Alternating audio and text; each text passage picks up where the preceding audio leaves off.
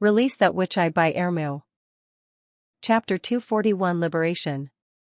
At the moment, there were undoubtedly 2,000 or more people gathered in the public square, yet their excitement didn't differ much to that of a large gatherings of more than 10,000 people of the later eras. Roland inwardly sighed. Echo's ability was indeed extremely handy. The reason why he had chosen these three people was mainly in order to set an example for the masses. Of the three of them, not one was a noble. Iron Axe belonged to the Sand people and had came from the other side of the southern border. Even though Kyle was an alchemist, he had been born in a common family and reached his rank after starting as an apprentice and climbing up the ladder step by step, while Nana was a witch. They were an alien, a civilian, and a witch, putting it in a way that modern civilization would have. This choice had been inspired by an impeccable sense of political correctness. Roland hoped that through this ceremony he would be able to impart his concept to all of his people. Border town only focuses on your merits, it doesn't pay any attention to where you might have come from. The first person to come forward and receive his medal was Iron Axe. Roland had personally engraved the gold medal with an insignia of Greycastle's tower surrounded by wheat ears and with an edge of pinions. The moment Iron Axe took the medal, the members of the First Army in the audience raised their hands in applause, and many other people began to whistling. His name should already be known to all of you, commander of the First Army's firearm team, Iron Axe. Roland turned to face everyone. Before the arrival of the months of demons, he was just one of the many hunters in the town. But whenever there was a fight endangering Border Town, Iron Axe would never be absent, and in the previous month, he has also led the First Army soldiers to King City, saving those refugees besieged by the demonic plague from the eastern region. The recent 6,000 people temporarily living outside of the city wall had all been brought back by him.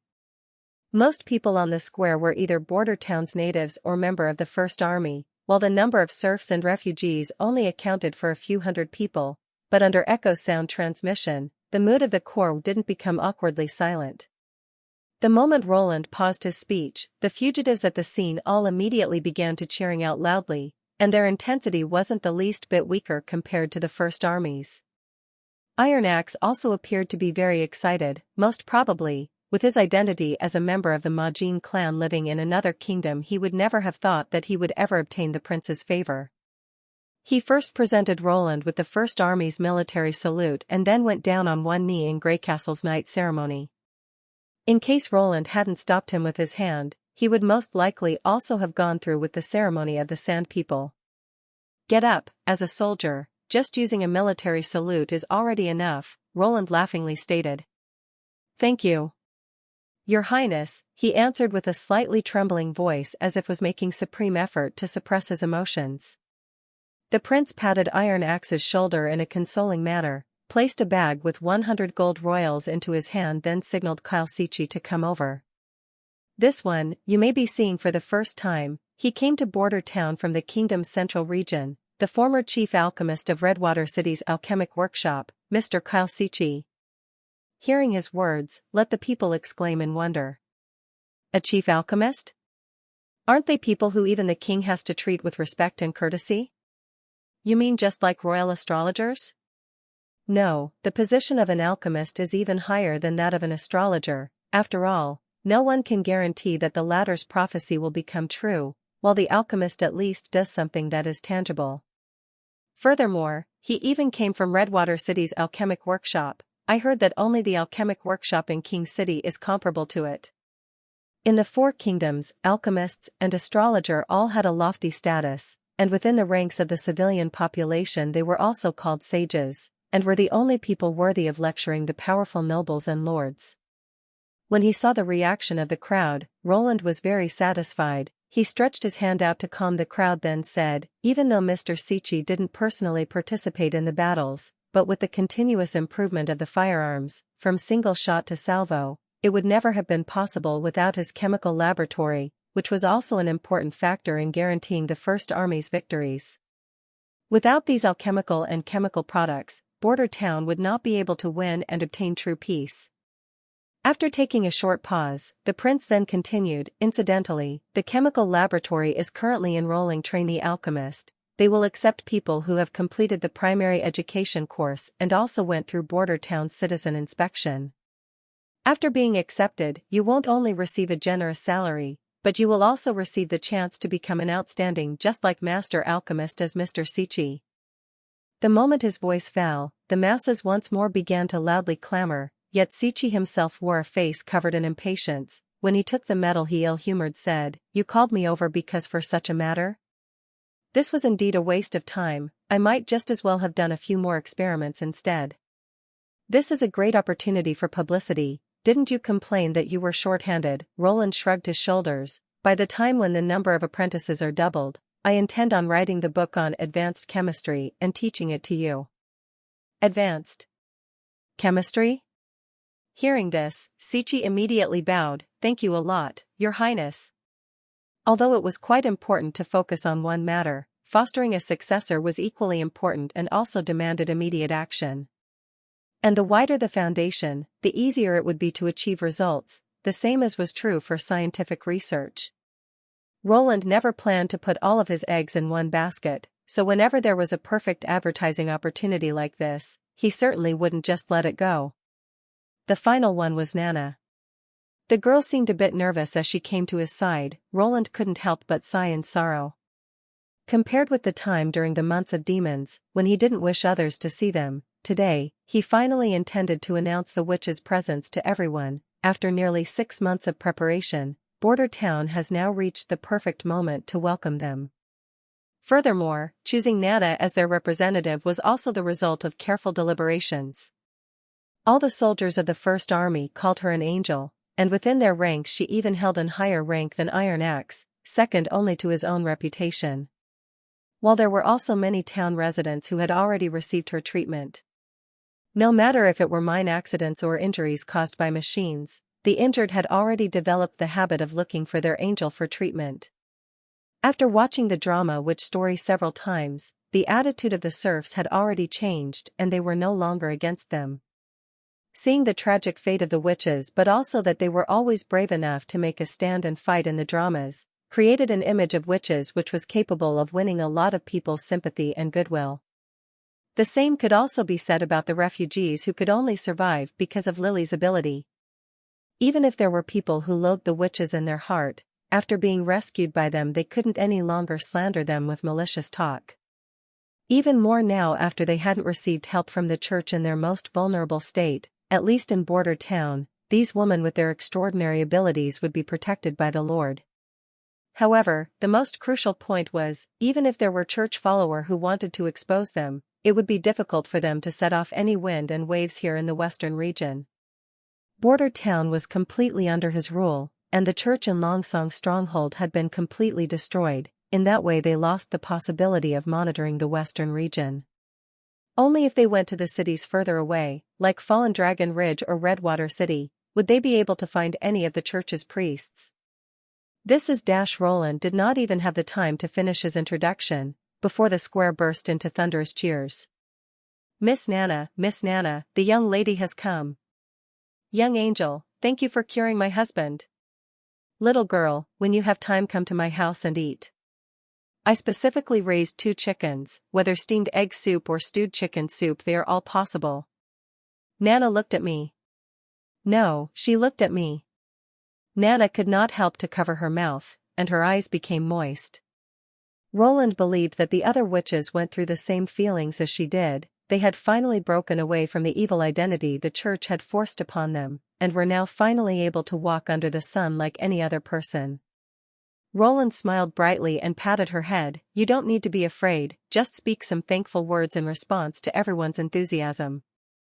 Don't forget that from now on you are the representative of the Witch Union. She sniffed and wiped her the tears flowing over her face, bowed to everyone then said, thank you. Chapter 242 New Construction Area. The award and honor ceremony lasted until noon, as he had to fill 2 positions at the same time, commentator and host. Roland couldn't help but feel utterly exhausted by the end. Luckily the ceremony finally came to its perfect conclusion with the bell sounding at midday simultaneously with Echo's gun salute. But when he came back bathed and sweat back to the castle and stepped on the 3rd floor, he was surprised to see Anna smilingly leaning against his office door. What happened? You'll know when you step inside, she blinked with her pair of lake blue eyes. It's improbable that this would be a trap, Roland confusedly thought as he pushed open the door only to then freeze in surprise, at the sight of the 12 witches neatly standing in 2 rows in front of him. Wendy and Scroll were standing at the front. The moment they saw the prince appear, they held the sides of their dresses, bent their knees in a curtsy and offered him a salute. Kiki. What are you? Scroll was the first to speak. Your Highness, with the action you have performed today, you have proven that everything you have told us was true. We sisters are all deeply grateful for this. No words can ever describe our gratitude. Please allow us continue serving you. So, it was like that, Roland sighed in relief. I almost thought that all of you wanted to collectively say goodbye. Pfft, Wendy couldn't stop herself from laughing. How could that be, Your Highness? This place is the holy mountain us witches have dreamed of. As long as you don't desire for us to leave, we hope that we can live here forever. And that is exactly what I want to see. In fact, there is no need for you to be so grateful. My helping you wasn't a selfless act, it was also in order to help myself. There is no need for you to be so formal. I prefer your relaxed and unrestrained appearances much more than this. Humph. I already said that it wasn't necessary for us to be so formal, Lily snorted. And as you can see, now he thinks we're being too serious. How can you say that? You also readily agreed to come over, Mystery Moon whispered, traitor. All right everyone, let's go to the dining hall. His Royal Highness still needs to change his clothes, Scroll ordered while helplessly tapping her forehead. That's right, I have heard from Miss Anna that recently you have gone to bed late every evening. Please take care of yourself, you must not fall before that one goal is achieved. Feel relieved, Roland smiled. For I am in good health. Afterward, the witches left one after another, only Anna stayed behind. Why did you stay behind? Do you also want to express your gratitude to me? Roland asked mischievously. Ah, I wish to say the same as them, Anna raised the corner of her mouth. No words can ever describe my gratitude. And also, do you want to always live in Border Town? No, not always. These unexpected words startled Roland, and his heart began to jumping fiercely. Why is that? Because it is unlikely that you will stay in Border Town forever, Anna said, tilting her head. No matter where you go, I will always follow you. His heart suddenly filled with warmth. From the first day since he had known her, she had never changed her promise. No matter if she received the invitation from the Witch Cooperation Association, or during the critical moment in the battle against the demonic beasts, she had always chosen to stand by his side.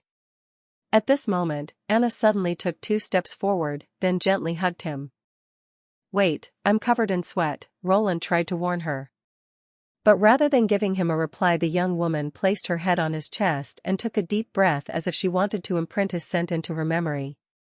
He finally gave up any thought of pushing her away, instead opened his arms and enclosed her in his embrace, not releasing her for a very long time.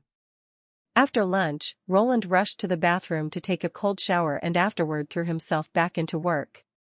He had called Carl van Bate over, spread a detailed map of Border Town out on the table, then pointed to a position along the Redwater River. I want you to construct a bridge here. Not a pontoon bridge? After pondering about it for a while, Carl opened his mouth and said, Your Highness, please excuse me for being outspoken, but at this place the Redwater River is already close to 100 m wide. If you want to build there, a stone bridge will be almost impossible to achieve. Even if we consider building an arch bridge, at most it would only cross 1/3 of the needed distance. Furthermore, the Redwater River's water flow rate is so enormous that it is impossible to anchor a bridge pier for a very long time. Even if we used stakes the size of a person, it would still be washed away after a time. With the exception of wooden rafts used as a pontoon bridge, it is impossible to build a bridge across the entire river. This won't be a stone bridge. You will be building a steel bridge, Roland answered. Altogether it will have 3 spans to cross the river. However, the middle of the bridged piers will be handled by the witches. You only need to get the position of the bridgeheads ready in advance. Construct a slope on both ends of the bridge, so that the whole bridge is raised to such an extent that a river boat can pass it without having its mast touching the bottom of the bridge. Won't that be a bridge which reaches into the sky? Carl asked, surprised. It will be enough if those parts of the bridge are 6 to 7 meters above the ground, Roland said as he quickly sketched the schematic drawing from the 3-span iron bridge. In order to quickly open up the south bank, as well as construct the docks, there must be a bridge there which doesn't affect the passing ships on the river. Even though a pontoon bridge is very simple to build, it is the equivalence to blocking the river channel, making it unfavorable for future development. The expedition of the First Army to King City by river brought Roland a lot of information. Currently, within the borders of Grey Castle, the river would open the roads in all directions, and the other major cities were also mainly built next to a big river. In the case that he carried out any further military operations within the kingdom's borders, he would then have to possess several heavy river gunboats. With them he would have a powerful weapon which had enough firepower to use when besieging cities or conquering territory. After all, the caliber used for the famous warship cannon was far greater than what was used by the field artillery. And if he wanted to build more vessels, he would first need to build a dock, and due to this, the steel bridge plan had come into being. But I don't possess any similar experience for building bridges, Carl seemed to somewhat hesitate. Me neither, Roland merely shrugged. For the first time it is alright to go through the project slowly. It won't be a problem if you first erect a test bridge at the shore, and afterward, moves it over to the Redwater River.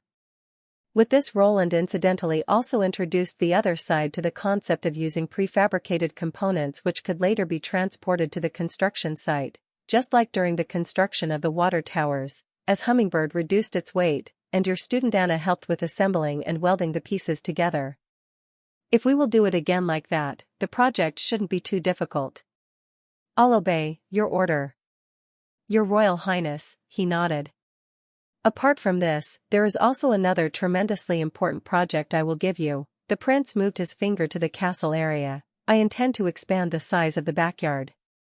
I want it to contain all of the surrounding high grounds, and at the same time you should construct a 3-story house here. If everything went well, next month Tilly's 5 witches would arrive in Border Town. However, the castle no longer possessed any extra rooms. Although the rooms could temporarily be turned into 3-person rooms, the number of witches would only continue to increase with time, and it would be impossible for things to remain like this. Offering a superior living environment with all kinds of novelty and cozy experiences was also a part of his strategy for convincing them to stay. No matter if they were people from ancient times, it would be hard for them to live in a frugal environment after becoming accustomed to luxury, or to use the sugar-coated bullet method of modern people. A good and easy life will always make people addicted. A 3-story brick house? Not an entirely brick house, Roland smiled. The correct name to call it should be brick concrete structure. The pillars and beams of the house are all made out of reinforced concrete, similar to bones within a human body. A structure like this will allow us to build houses which are even higher. Increasing it to a 4 or 5-story building wouldn't be a problem either. Reinforced concrete? Carl replied, confused. It is a mixture consisting of cement, sand, and stone and reinforced with steel bars implanted into it, Roland explained. Of course, the precise amount of each ingredient will need to be strictly tested, but in case the project is successful, it will even be stronger than natural limestone. However, this was only theoretical. Such a product would have a very broad range of quality that was similar to concrete. The self-mixed cement bought in rural areas and the cement purchased at configured mixing stations were entirely different things. And the same was also true for the quality of steel reinforcing bars. Some people living in the rural areas, when they built their houses themselves, they wouldn't even use pebbles or use thin bamboo or wire in place of steel reinforcing bars. When Roland had gone to the countryside, he had witnessed the whole building process of several of these county estates. And now he also intended on doing it himself. After all, it would just be a 3-story house. No matter how much they skimped on the job and stinted the materials, it would still be difficult for it to collapse. In addition, he hoped that the witch's residential building project would let Carl grasp the concept of it and let him change its form, to turn it into a perfect building material like engineered stone. As for its achievement within the construction industry, buildings made out of reinforced concrete occupied nearly half of the country. However, Roland wasn't proficient in architecture. Everything he knew was only superficial knowledge he learned during his time in the countryside. He therefore thought that broadening the mason's horizons and leading him to path of developing it himself was the right approach. Will you also let me slowly explore it by myself?" Carl finally asked. "No," Roland smiled, "this is something I can teach you." Chapter 243 Establishment of the Intelligence Organization. After the moon appeared in the sky, the hot air gradually cooled down. From Theo's place in his garden, he could see the light that was coming through the windows of the distant pubs, brothels, and casinos. Within the curtain of the night, they looked the same as all the many stars in the night sky, showing a city's bustling. It was only possible to see such a scene in King City inner city, even though the demonic disease came to its end. Nearly 1/3 of the population of the outer city had already died. However, all of that couldn't affect the mood of the nobles' drinking parties. If he listened carefully, he could hear their subtle cries being carried over by the evening breeze. He had spent 150 gold royals to buy this house with its garden and pond. Its location was on top of a hillside that was near the outer edge of the inner city, and even during the day, there weren't many people that were strolling through the neighborhood. Besides, when Theo met with his informants to exchange the newest gathered intelligence, he usually didn't live here. He would instead choose to stay in an inn for the night, or go to the covert trumpeter and stayed there for a few days. "My lord, by now everyone should be present." A man carrying an oil lamp came out of the house. It was Hill Fox, one of the members of the Skeleton Fingers. "Take the candle, I will follow after you." Theo nodded, and soon entered the house. In the dim candlelight, he saw Hill and 5 other men sitting around a round table. When they saw the personal guard appear, they got all up and bowed in salute. Theo expressionlessly sized all of them up, hoping to catch even the smallest movement in their expressions, to see whether they were reliable or not. Unfortunately, Miss Nightingale had followed the fleet back to Border Town. If she were still here, he would have been able to make accurate judgments almost instantly. They were Hill's partners, the former members of the acrobatic troupe Pigeon and Cylinder, who were full of hate against the new king and had sworn to exact vengeance.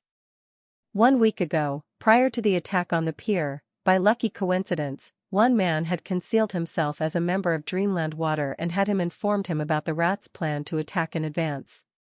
Nowadays, where the incident of the demonic disease had gradually settled down, he decided to meet with his men in King City face to face. If it was really like Hill had said, contrary to what one might expect, they might indeed be pretty good seedlings to use as a spy. With the exception of Mr. Fox, all the others should give a simple introduction of themselves. Theo began. Taking the lead, the man with the most muscular body said, "My name is Rocky Hill, sir." He was nearly 6 feet tall, and with his bulging muscles in his arms he appeared to be incredibly strong. Within the acrobatic troupe I played the role of the strong man. Currently, I'm a member of the Bloody Sails. "I'm a clown," the little man sitting next to Rocky Hill said, while pointing to his nose. He seemed to be the youngest of their group, around 18 to 19 years old. Within the troupe it was only natural that I became the clown. However, contrary to the others, I haven't sneaked into the ranks of the Rats. Instead, I go from one tavern to another, and show off some tricks. Joe and Neil, the following 2 men, were a pair of brothers. Regardless of whether it was their appearance or their style of clothing, there was no difference between them and the commoners living in the outer city. They had offered all of their possession to Priest Fairy and were now so-called devoted believers of the church. Theo couldn't stop but ask himself, can it be that these 2 men had both felt affection for Hill's wife at the same time? Forcing down his doubts, he turned to the last person. "I'm called a magician by them all, sir," the last one said, saluting once again. "I originally pretended to be a frustrated person and entered Dreamland Water, but unfortunately most of them are already dead or fled by now. Even Fierce Teeth Tanis was killed by the church's army of judges. Currently, everyone else is occupied with seeking a new organization." "He was killed by the army of judges?" Theo raised his brow. "Weren't they secretly supported by the church?" "I only heard the news from others." He spread out his hands. after their attack on the docks was repelled, Tanis and his men then suffered an ambush from the skeleton fingers during their retreat to the eastern district. In the end, he had only a few dozen people left by his side. On that same night, he left the nest once more and went to the church in anger, but by the next day, only 2 to 3 of his cronies made it back. According to their explanation, Priest Fairy and he had began to quarrel, which was cut short after a judge shot into his chest. All in all, Dreamland Water is dead. So, that's how it was, Theo thought.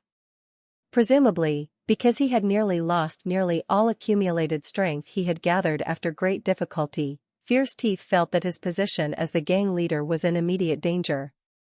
In his desire to save it, he tried to seek the assistance of the church but was refused, which then led to the dispute. But all these minor details are unimportant. The only important news for me is that only the name Dreamland remains, yet in reality they are already as good as gone.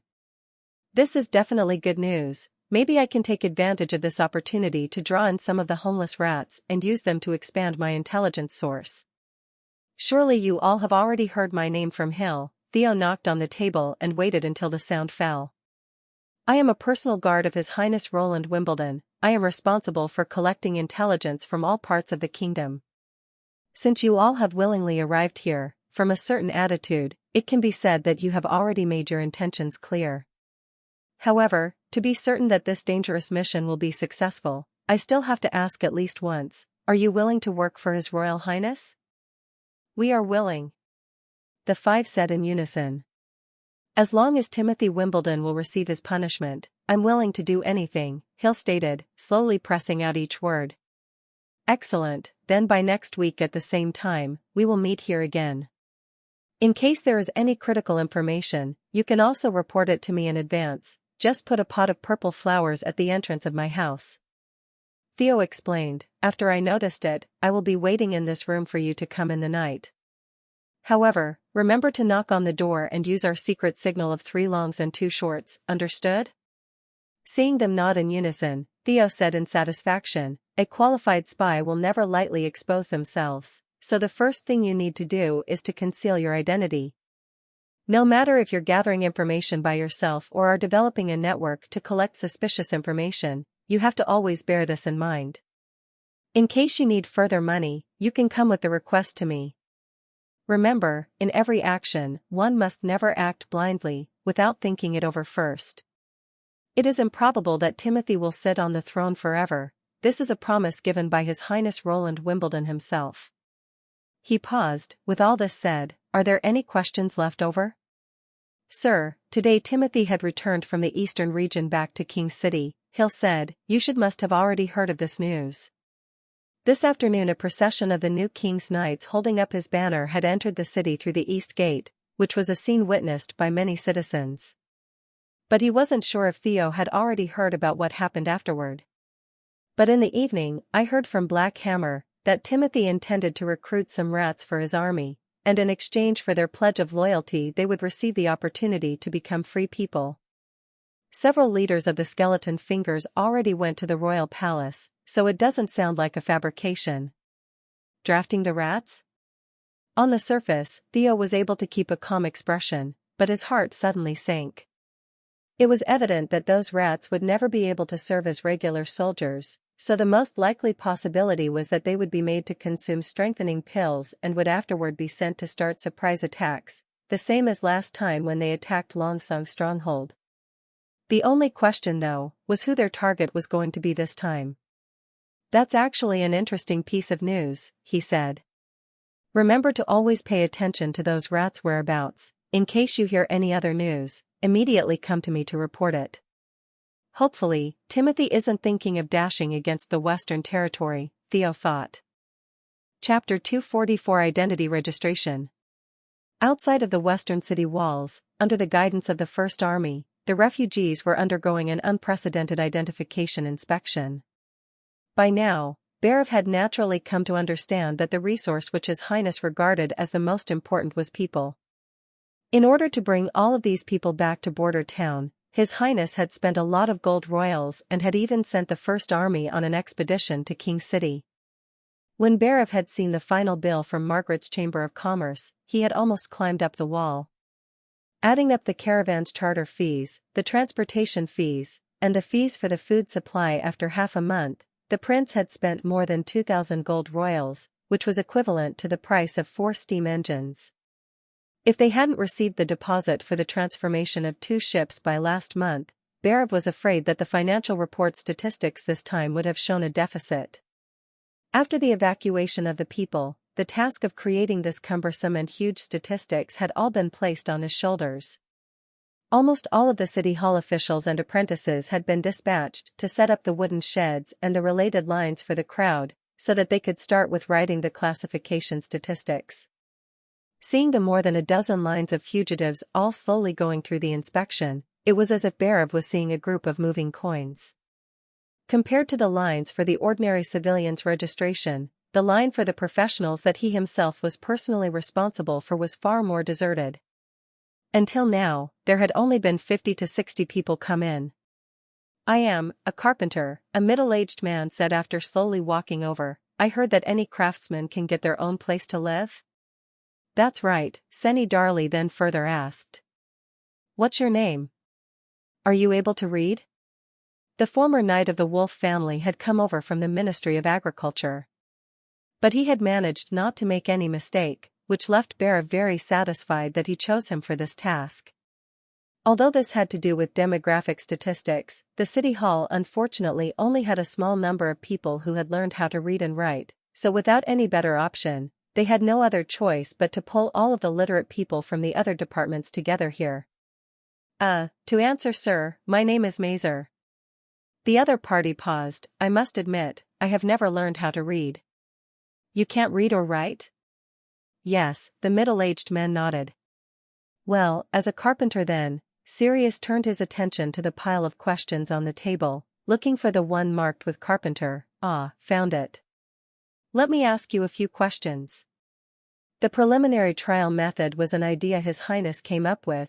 He had gathered craftsmen from all kinds of industries, inquired them about specialized knowledge together with some problems and their corresponding method to deal with them.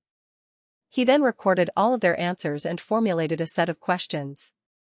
As a result, as long as they compared the given answers with the answers on the form during the audit, they would immediately know if the other party was lying or not. It was the first time that he had ever seen such a method used to detect lies. Barav couldn't help but want to applaud the devil's mind. If the other side wasn't engaged in the industry, most civilians would never be able to understand these concepts. In case someone wanted to feign his occupation, as long as they asked 2 to 3 questions, the liar would be choked speechless. "What kind of tool is used to flatten a wooden surface?" "It's a carpenter's plane, sir." "What are the commonly used saws?" "Frame saws and 2-man saws, occasionally hand saws when cutting small items." Several questions later, Mazer could almost answer all of them, and with every further right answer, his voice became more smooth and easy. It seems you are indeed a carpenter," but the moment Sirius wanted to write down his identity into the register, Barav interrupted him. "Sir? Don't be so quick with your judgment, first you have to examine his hands," then he said to Mazer, "Stretch out your hands." The moment Mazer heard this command he felt startled, but he then spread out his hands with a look full of confusion on his face. The skin on his palms was very rough, fissured and had many traces of earth particles. Furthermore, below every finger were thick calluses. All in all, they looked very weather-beaten. If he was a carpenter, then his palms should not be so rough, especially those 2 pads beneath the palm. Due to constantly rubbing over the wood, they should be smooth and hard.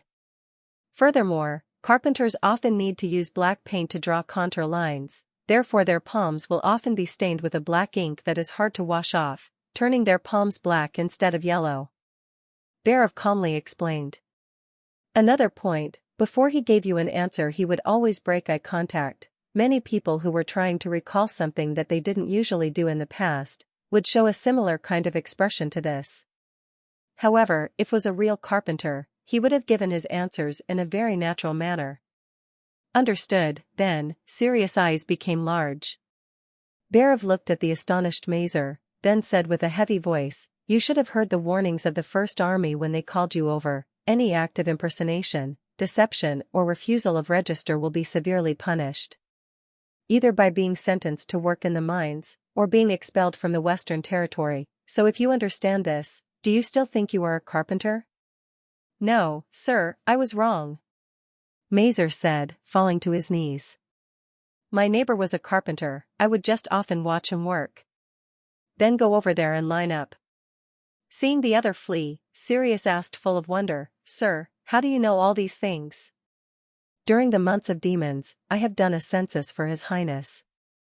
I had to deal with every carpenter in the town, and at that time I conveniently recorded such information, Barav answered while pretending to be unconcerned. But when he saw the admiration and shock in the knight's face, a feeling of pride arose within his heart. Although the devil's methods appeared to be clever, in the end, some people will eventually deceive it, and only people like himself have the talent needed to make up for His Highness' deficiency. But under the influence of His Highness, their recent approach to deal with such problems was no longer the same as it was in the past. Barav couldn't help but secretly sigh.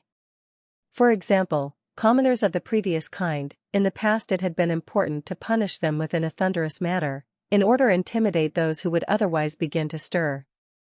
But nowadays he had to let all of them go. This was most likely because the prince wanted to save gold royals. After all, every fugitive here was worth a lot of money. In case they didn't live and work in border town for several years, they would simply not have been worth the expenses of transporting them over such a long distance by ship. When the next fugitive passed the specialized inquiry, instead of immediately writing him into the register, Sirius first looked to Barav for his approval. Who in return seized the man up, and then nodded, Write his details into the register, I will take him to see His Highness. After going through a passage in the city wall, they came to a stop in front of a shed set up for His Highness, which was also the last checkpoint. Here, they would receive His Highness's personal inquiry. If it is confirmed that there is no problems, they would be given a resident identity card, ID, and from then would become a formal resident of border town. With the current lack of houses in the inner town, they had no other choice than to give priority and provide the first living places to the artisans. While the fugitives with no particular skill had no other option than to wait outside of the wall for 2 to 3 months. Barav also possessed an ID card. It was a sheet of hard paper painted with color.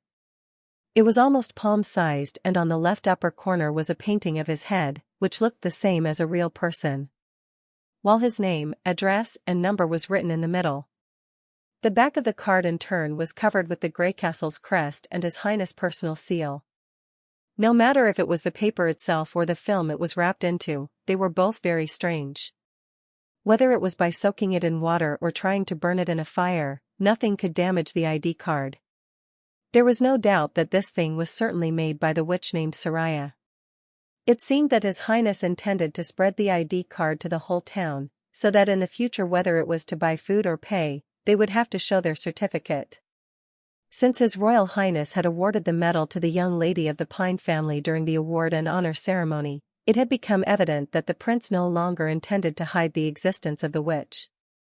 Which in turn meant Barav had finally to come to a conclusion of who was right and who was wrong, the devil or the church, unexpectedly discovering that there was a faint hope within his heart that His Highness can defeat the church and ultimately unify the kingdom of Greycastle. There was no doubt, the higher position His Highness could achieve, the greater the reward he could reap would become. Of course, there was still a long way to go before they reached that moment, so it could still be put aside and considered later on. By now the population of border town had surpassed Longsong strongholds. Furthermore, His Royal Highness had also revealed his next year's construction plan. Once the town was connected with the stronghold, more than half of the Western Territory would be turned into one city, with a size that was undoubtedly larger than King's City, becoming the most magnificent city of Greycastle. And at that time, as the City Hall Premier Minister, what kind of promotion would he receive? Barav's heart was full of expectation for the future. Chapter 245 Means of Transportation. Roland sat on his office chair, carefully looking over Barav's report statistics. It took the City Hall 3 full days to sort out all 6,000 refugees, coming out with the low number of 186 artisans who had managed to pass the audit in the end. Of course, this small number was also related to the effort they had put into the verification. After all, this involved the distribution of houses as well as IDs. It was Roland's vision that from now on, only people in possession of such an ID would be considered official citizens of Border Town. Thus he needed to install proper safety measures, while the numbers were still small, which would also help him to better control his core supporters inside the town. Using this, when the population started growing further, he could use the strength of his people to help assimilate the newcomers among them. After all, humans were social animals. As long as the environment continued with this way of living, more and more people would eventually come to approve of his ideas. Furthermore, he would indeed lead his people into a better life. The final room arrangement for the artisans will be done by you. No matter if they are unmarried or have a family to feed, they will at least have their own apartment assigned to them, Roland commanded. Yes, Bear agreed. May I ask your Royal Highness, are these houses to be given as a present? They will be rented. He shook his head. The reason why the native citizens received houses as a gift was because most of them had already owned a house before this. It can be considered as exchanging their former house for a new home. But if we now also gift a house to the new inhabitants, they won't be motivated to leave their houses and throw themselves into their work. Of course, we can still calculate a relatively cheap rent for them, and we can also tell them that as long as they work hard and save enough gold royals they could always buy their own house in the future. I understand. For a moment Roland was silent, but then he suddenly asked, after the award and honor ceremony, how many people have fled the town? Up to today, there have been none among the ranks of native civilians, and there were 7 within the ranks of the serfs. Bear paused. However, there were more within the refugees from the eastern region. Of them a total of 115 has already chosen to leave. Is that so? Roland softly sighed. The moment he had decided to push the witches to the front of the stage, he knew that something like this would happen. Therefore, in order to assess the public response and to avoid any accidents from happening, Roland had especially stationed a firearm team several miles away from the town. There they could temporarily stop these people from running away and at the same time could also count the number of fleeing people. This way they could hold a survey on the general level of the acceptance of witches. Even though the result wasn't perfect, it was excellent that at least the border town's natives had ultimately come to accept the existence of the witches, something which was along his prediction. The number of serfs who have fled was less than that he had expected, showing that the effect of the theater performance was quite good. Yet within the ranks of refugees from the eastern regions who had openly accepted the treatment from the witches and were moreover also in a desperate situation, with their houses destroyed and no homeland for them to return to, had more than 100 people who had chosen to leave, which came as a bit of a surprise to Roland. Your Royal Highness, I suggest that we sentence all of these people who have tried to flee to death, Bear said calmly, since they still decided to leave, even considering their situation. They must be people who have been deeply affected by the church. So, for the foreseeable future, they will never choose to side with your highness. In all likelihood they will become firm believers of the church. For people like them, there is no need to show any kindness. This is not necessarily the case. The truly devoted believers of the church should be those 300 people who decided to not leave King City and instead face the demonic disease. The prince closed his eyes. Perhaps these people are just unable to change their minds, still thinking that the witches are evil and this made them want to flee. Even if that's the case, they are still your potential enemies, Bear insisted. In fact, if he met that group of people on the battlefield, Roland would defeat them without any hesitation, but that didn't mean that he was following this era's backward way of thinking, wantonly swinging the butcher's knife to kill a group of civilians. Something like that would be against his ethical belief. So after a short hesitation, he finally rejected the suggestion. I will let Nightingale go and interrogate the runaways. In case there is a hidden spy or scout in their ranks, they will be seized and hanged. All the others will be expelled from the Western Territory. Hearing his words, Berev gave him a meaningful glance and then lowered his head. Only then did he slowly agree. As you bid, Your Royal Highness. Do you have anything else to report? For the time being, no, Your Highness, he coughed twice. I'll now go and deal immediately with the allocation of the houses. It isn't urgent, you can take your time with that issue. Roland opened his eyes then stood up. First come with me to take a few pictures and we can relax the mood. Taking pictures? Bear asked shocked. You'll recognize it immediately, the prince answered with a smile. Entering the castle's front yard, they saw that Carter, Iron Axe, and Soraya who he had previously called had already arrived. Placed in the corner of the garden were several pieces of 4 to 5 meter long planks, while an item on the ground that was covered with canvas. For now, Border Town is still considered small, but when the land in the south is developed, and the road between Longsong Stronghold and Border Town is finished, its scale will be dozens of times larger than it is now. By that point, you will have to spend 1 or 2 days on the road if you want to walk from the eastern side to the western one. Therefore, we need something that allows us to travel faster from one place to another. However, breeding horses is not only very expensive, but it is also impossible for every citizen to invest a lot of time for learning how to ride them. Roland said as he opened the canvas, because of this, I plan to promote this new type of transportation method in Border Town. It is easy to use, and its price is also much lower than a horse. What is this? Carter was instantly attracted to the novelty. It has 2 wheels and an iron shelf. Is it a cart? The 2 wheels are placed in front of each other, instead of side by side. It will be tough to maintain balance. Bear shook his head. I do not see how it will be able to replace horses. Only Iron Axe kept silent, calmly waiting for the prince to explain further. Roland smiled. This thing is called a bike. I will demonstrate how you should use it. He placed both feet on top of the pedals, assumed a standard starting posture, 1 foot on a pedal, then he began to ride the bike along the path of the flower garden. With Anna's welding technique and Soraya's coding skill, producing a bike manually wasn't challenging at all. Its principle and structure didn't hold any difficulty. For example, the rubber required for the inner tubes had been replaced by coating, which was directly drawn over a paper roll. With regards to this, Roland even customized a simple and easy-to-use bicycle pump, while the outside and the brakes of it were made with a hardened leather coating. The frame was made out of hollowed pipes, and for the brake wire, they had used a copper wire and an anti-corrosion coating.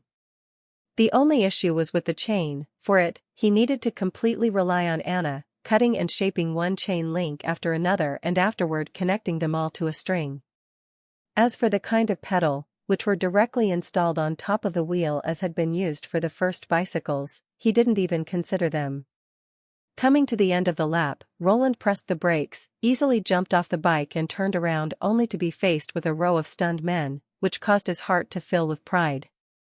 This was the reaction a change to a superior mount deserved.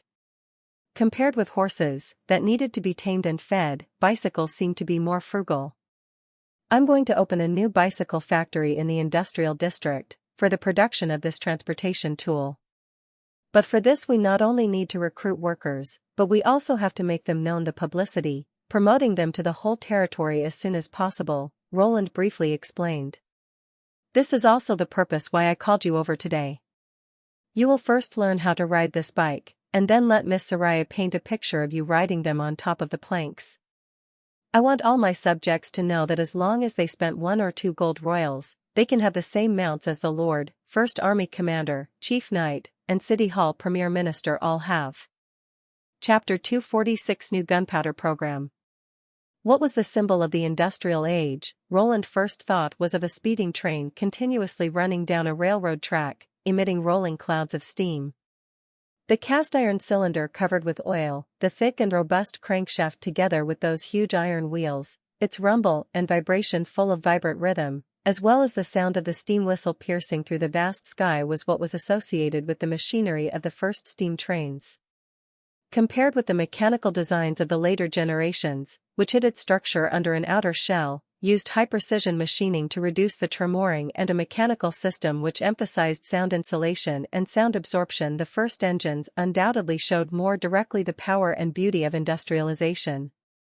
He also wished to cover the territory with railroad tracks so that trains towing railway carriages with goods and people could go to and from all part of the Western Territory. Yet even though this was a good dream, it was still just a dream. Actually, it was not unthinkable to manufacture a steam train, only that the large amount of steel needed for the tracks would be far above the production capacity of the North Slope Mine Kilns Group. Therefore, he could only settle for second best, which left the human-powered bicycles as Roland's best option. The flatter the roads within his territory were built, the greater the benefits of cycling would be. Furthermore, compared with the relatively complex structure of the steam trains, a bike almost didn't require any maintenance at all, besides occasionally putting some oil on the chain.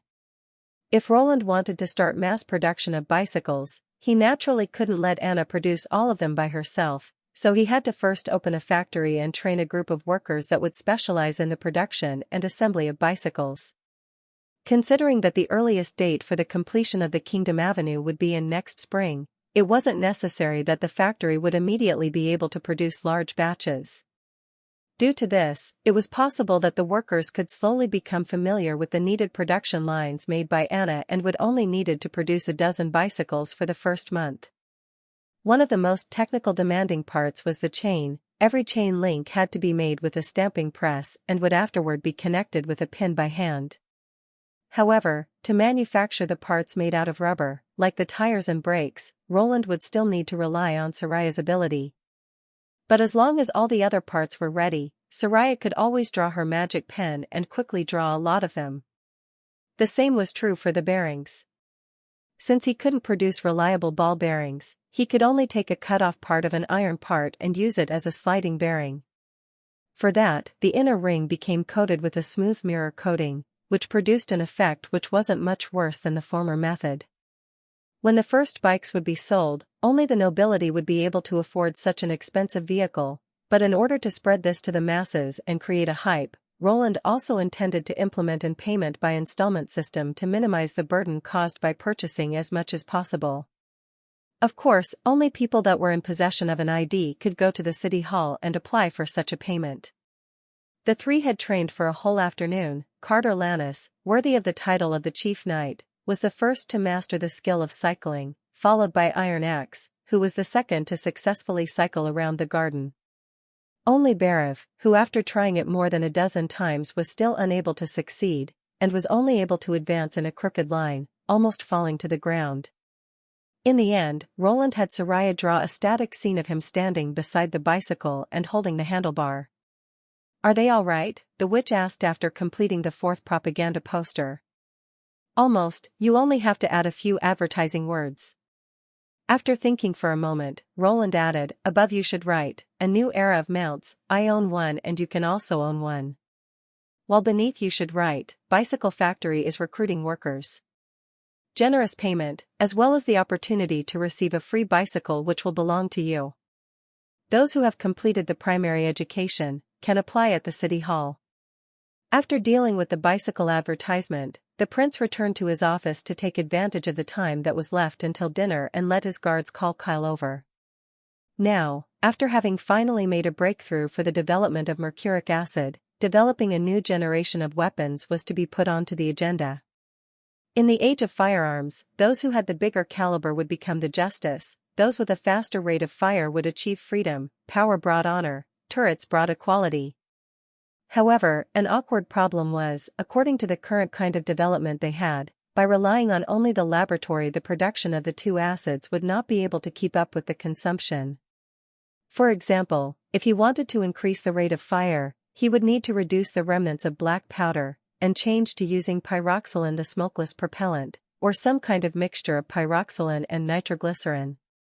The same was true for high-powered explosives. It didn't matter if he couldn't produce trinitrotoluene, TNT, he could use nitrostarch instead, which except for its poor stability, would be much more powerful than TNT was. No matter what kind of the previously mentioned methods he used, he would need a lot of high concentrations of fuming nitric acid, yet nitric acid purification required amounts of concentrated sulfuric acid the laboratory just couldn't meet. In other words, there was no way to produce the two acids at industrial levels. Even if he developed even more efficient weapons, he would once more fall into the plight of having no bullets to use them with. After the head alchemist entered the office, Roland began, "I have a new assignment to hand you." "Don't hesitate to tell me," Sichi answered while shrugging. "As long as I don't have to attend another honor and award ceremony." I need much more acid, but at the moment the chemical laboratory alone is unable to meet my needs, thus your new task will be to design a chemical production system that can produce both acids efficiently and easily. Chemical production system? Hearing the unknown words, Sichi looked a little puzzled. Yes, you have to create an apparatus which can mix several liquids and let them react, so that as long as you put in the raw materials, it is possible for it to produce a steady flow of the finished product. Roland briefly explained the nature of industrial production. I don't know much about it, so you will have to rely on yourself to slowly work it out. That being said, the prince knew that this was a very difficult task, and it was quite possible that even after years of study, it wouldn't necessarily produce results. After all, the other could only rely on the basic reaction principles and chemical equations of elementary chemistry. I understand, Sichi nodded. Those ideas you come up with always let me feel refreshed. No matter if you can do it or not, I'm in desperate need of the 2 acids. Roland paused. Thus for the next month I plan to extend the laboratory at the Redwater River by 3 more rooms and also to recruit some qualified candidates for the position of a laboratory technician from the citizen. In case you don't have the time to personally teach them, just choose some of your apprentices to administer them. After all, the industrial acid production system will be a very long research project. Presumably because of the temptation of intermediate chemistry, Sichi readily responded, Yes, Your Highness. After Kyle Sichi had left, Roland sighed softly.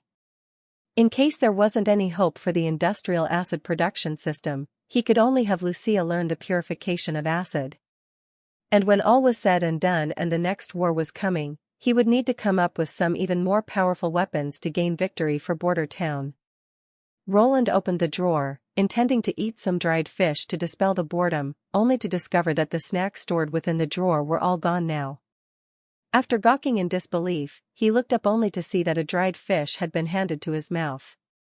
Were you looking for this? The blonde woman standing opposite asked with a smile. Biting into the dried fish, Roland couldn't help but start to smile. I thought you'd be staying in the fog for the rest of your lifetime.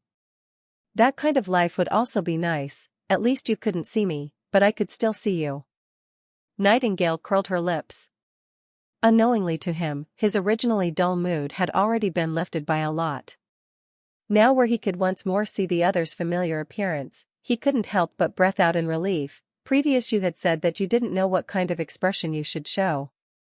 Yeah? In fact, I think this one is quite good. Chapter 247 Graduation Ceremony. Look, it's Lady Scroll. Piper used his elbow to secretly poke Jilly. I heard that she is the head of the Ministry of Education. Ministry of Education. The minister? The latter wondered, what is that? That's the person who manages the teachers. Teachers like your most liked teacher Ferlin and your most hated loudmouth teacher, Teacher Harbin. Piper explained, no matter if it is Ferlin or Harbin, all of them are supervised by Lady Scroll. Where did you hear that? Jilly blinked amazed. Does it come from that important person you had mentioned? Humph, of course, he smiled proudly, and that isn't even everything, I know more. Today, it won't be only the City Hall's officials who will come to the graduation, even the Lord, His Royal Highness himself is going to come to the college. Really? The little girl's eyes light up. His Royal Highness is coming to talk to us? This, I don't know. Piper touched the back of his head, probably. After all, he had heard all of this from his big brother, Vanner, who could now be considered as an important person. Originally, he had only been a common gravel worker in the neighborhood, but after joining the militia, he had immediately become a platoon leader, and started leading several soldiers. Nowadays, he was even the artillery officer of the First Army, with a monthly salary of 25 silver royals and the possibility to shake the prince's hand and talk to him. Even though he spent the majority of his time in the barracks, but whenever he came back to visit, he would always bring back interesting news stories and information. And like always, Piper had once more come to his door to pester him for it, asking from the east to the west of everything. As Big Brother Vanner's former neighbor and admirer, Piper had often heard news in advance of time from Vanner's mouth. For example, Vanner had already told him the news that His Highness himself would personally attend the graduation ceremony 1 week ago. Because of this, the First Army had received a protection and alert order and had also held an exercise near the college. And really, after waiting for a short moment, a team of soldiers, that were brimming with energy, wearing military uniforms all came over, escorting His Highness and the Chief Knight in between them.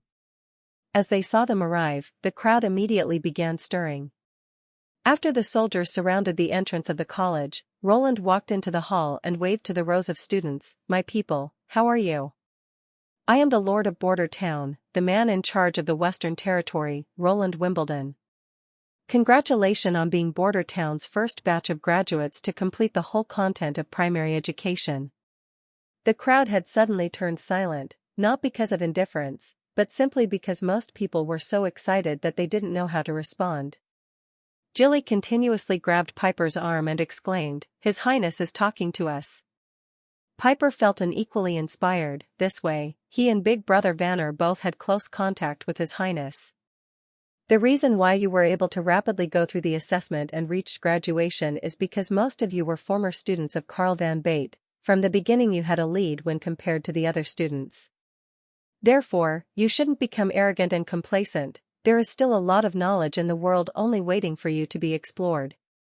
After a short moment, Roland continued, "Of course, this day is still worth celebrating, and from today on you will have embarked on a path that is very different from others. No matter what kind of work you involve yourself in, you will always be able to receive rich rewards. Today, I am here to express my congratulations to you.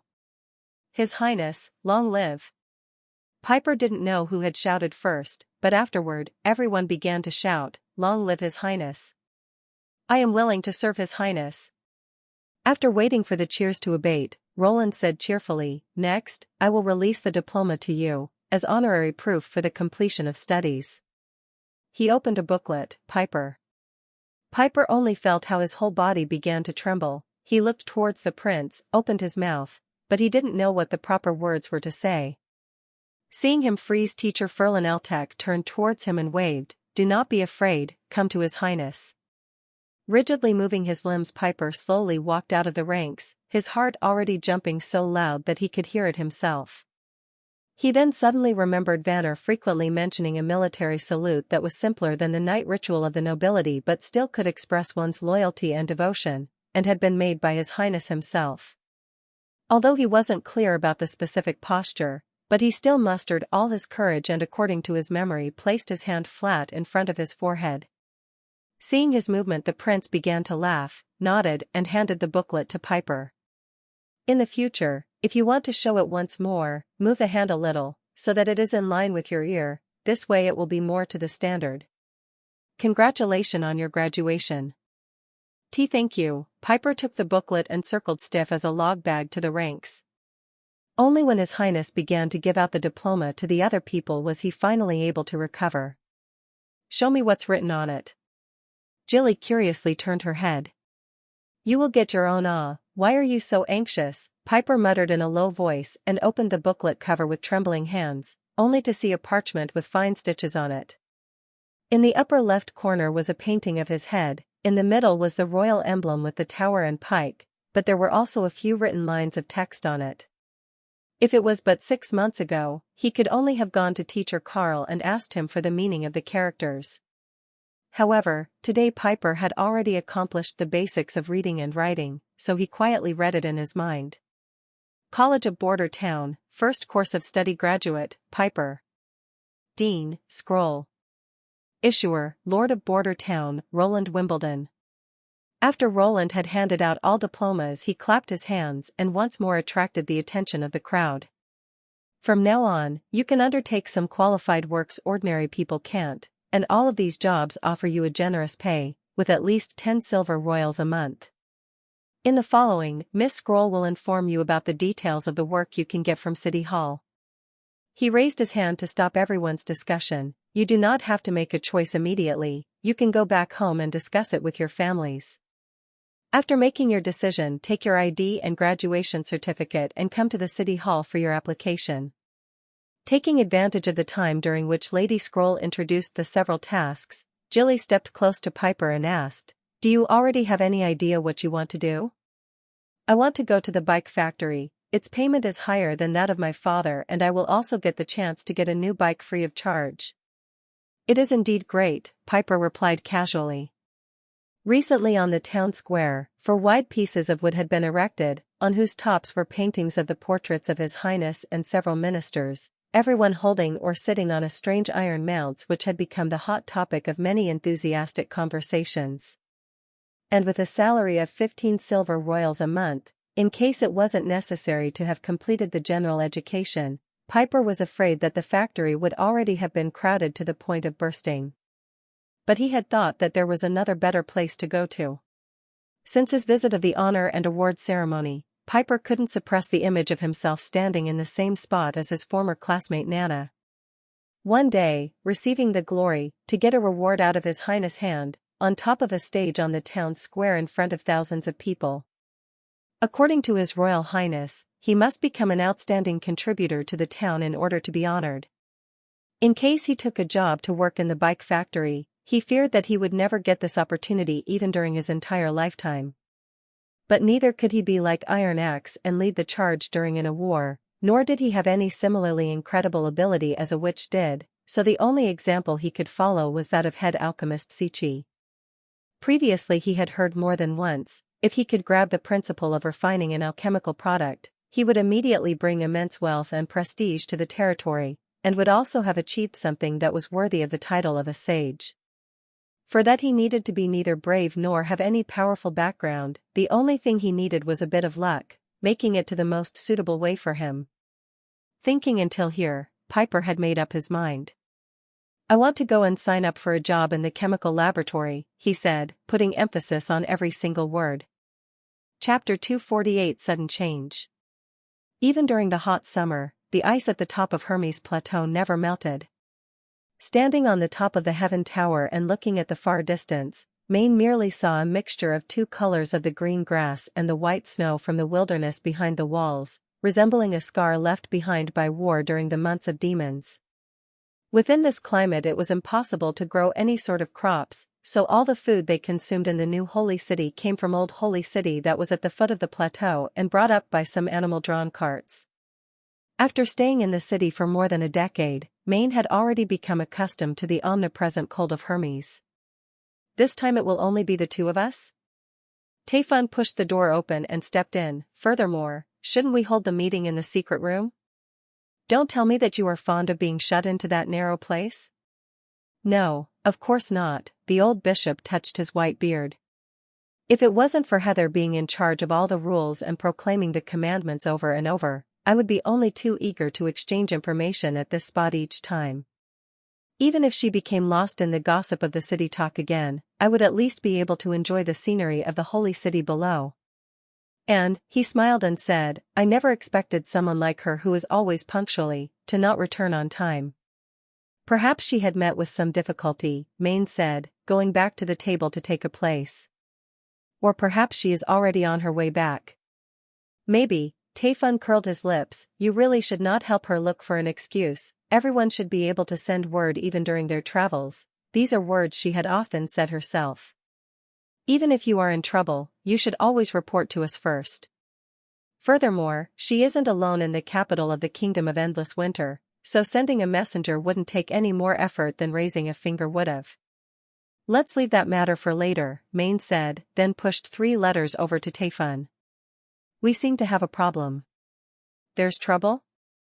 The latter became startled, but then sat down across of the round table, spreading out the letters. "Are this all bad news?" "Yes," he took a deep breath, "it's so bad that it can't get any worse." Taifun lost his smile and began to carefully read the first letter. "The spread of the demonic plague has been stopped and the whereabouts of Faceless is unknown." Wait a moment, what is the demonic plague? It is the result of the Pivotal Secret Area's latest research. You do not need to know all of the details, you must only know that it can be regarded as a rapidly infectious disease, Maine simplified. In fact, according to what Grandmaster Croweye had said, it was a kind of microdemonic beast, that after special cultivation would mutate to directly attack the human body, and the holy elixir able to restrain the disease were also demonic beasts, merely with an even more smaller body. The cause of the disease cannot be directly observed with the eyes, and thus cannot be healed through conventional methods, and there should only be one kind of person that can stop the demonic plague. Is that a witch? Taifun quickly thought of the answer. Moreover, it should be more than one. After reading the letter, the old bishop hit with his fist on the table. This idiot, what was he thinking? Not even mention that he wanted to let the rats encircle and annihilate the mercenaries, he had even sent out Faceless? In the end, isn't he even aware of the fact how important a pure witch is for us? His plan wasn't wrong, Mayan frowned. If the numbers in the letter aren't a lie, then 1,000 rats should have been enough to annihilate those 100 mercenaries. However, the other side seems to have powerful long-range crossbows, which can be continuously fired. Regarding this matter, I remember that Priest Taylor, who was stationed in Longsong's stronghold, had also mentioned that those weapons were the reason why Duke Ryan had lost his battle against a group of miners. The other side's crossbow were simply too powerful. A shield could significantly reduce the power of a crossbow bolt, but rats don't have any such equipment. Granted that it was right to send out those dregs, he should still have never easily sent out Faceless. Taifun answered enraged, I'm afraid that after Heather comes back she will fly into a terrible rage, being able to grow a pure witch, furthermore, one with such a rare ability. The training alone is already very energy-consuming. From a certain attitude, they are even more valuable than the God's Punishment Army. But whether it is a witch or the God's Punishment Army, in the end, their final goal is to annihilate the enemy, and gaining victory. Maine slowly said, losing some of them during this process is inevitable. Don't tell me you are thinking of keeping Priest Fairy? Do not forget the law of the church. Maine's voice sank, just viewing the outcome is the way the aristocracy loves to handle such matter. Although this was clearly a failure of Priest Fairy, but his motive and plan didn't have many issues, it was just that the enemy was so much stronger than expected. Of course, he will be punished, but the specific punishment will have to be considered further. But Heather won't see it like this, Taifun said, then shook his head and opened the second letter. Don't forget that she is responsible for arbitration of the church. I'll inform her of it personally. Not long after, the old bishop turned over the letter in his hands, not daring to believe its words. Timothy's militia troops have committed a sneak attack on the church in Longsong stronghold, and even cleanly killed off all of our priests? He must have gone insane. Actually, the content of the second letter came from two sources. One was the report of the stronghold's acting Duke Petrov, and one was information that was sent by one of the local believers. All in all, it was certain that a military force from outside the western region had sneak attacked the stronghold, and also looted the church. Not only had they used the berserk pills themselves, their main target was also the drugs that had been stored within the church. Therefore, it was a bit unclear from where the troops had come. They could not only be sent by the new King Timothy, they could also have been sent from the Queen of Clearwater Garcia. But after comparing both sides, it was clear that the former possibility was much more likely. As for the latter's message, Maine had felt that it was a bit odd. According to the report sent by Petrov, after burning down the church and withdrawing from the stronghold, the other side had immediately gone missing without a trace, but shouldn't they have been intercepted by the group of envoys? At this time the delegation should already have arrived in Border Town, making it impossible that the two groups haven't met yet. Seeing that Maine wasn't saying a word, Taifun soon also became aware of this point and immediately took up the first letter to read it again. Soon the wrinkles on his forehead began to form deep ditches. Is it possible that after getting rid of the envoys Roland Wimbledon pushed all the blame onto his elder brother Timothy? We might as well speculate, the Archbishop said, after a moment of silence. Roland intended to obtain the group of low-cost population, thereupon he had assigned witches to treat the demonic plague and sent all of the refugees back to the Western Territory. Thus, in order to avert the envoys from becoming aware of him keeping witches, he sent his knights out to raid the envoys' camp, not even giving them the opportunity to send out a pigeon, and placed all of the blame on the stronghold attackers. After all, the acting duke depends on the support of Roland Wimbledon, so providing him with assistance to pass off a fake as genuine is also something which should be right.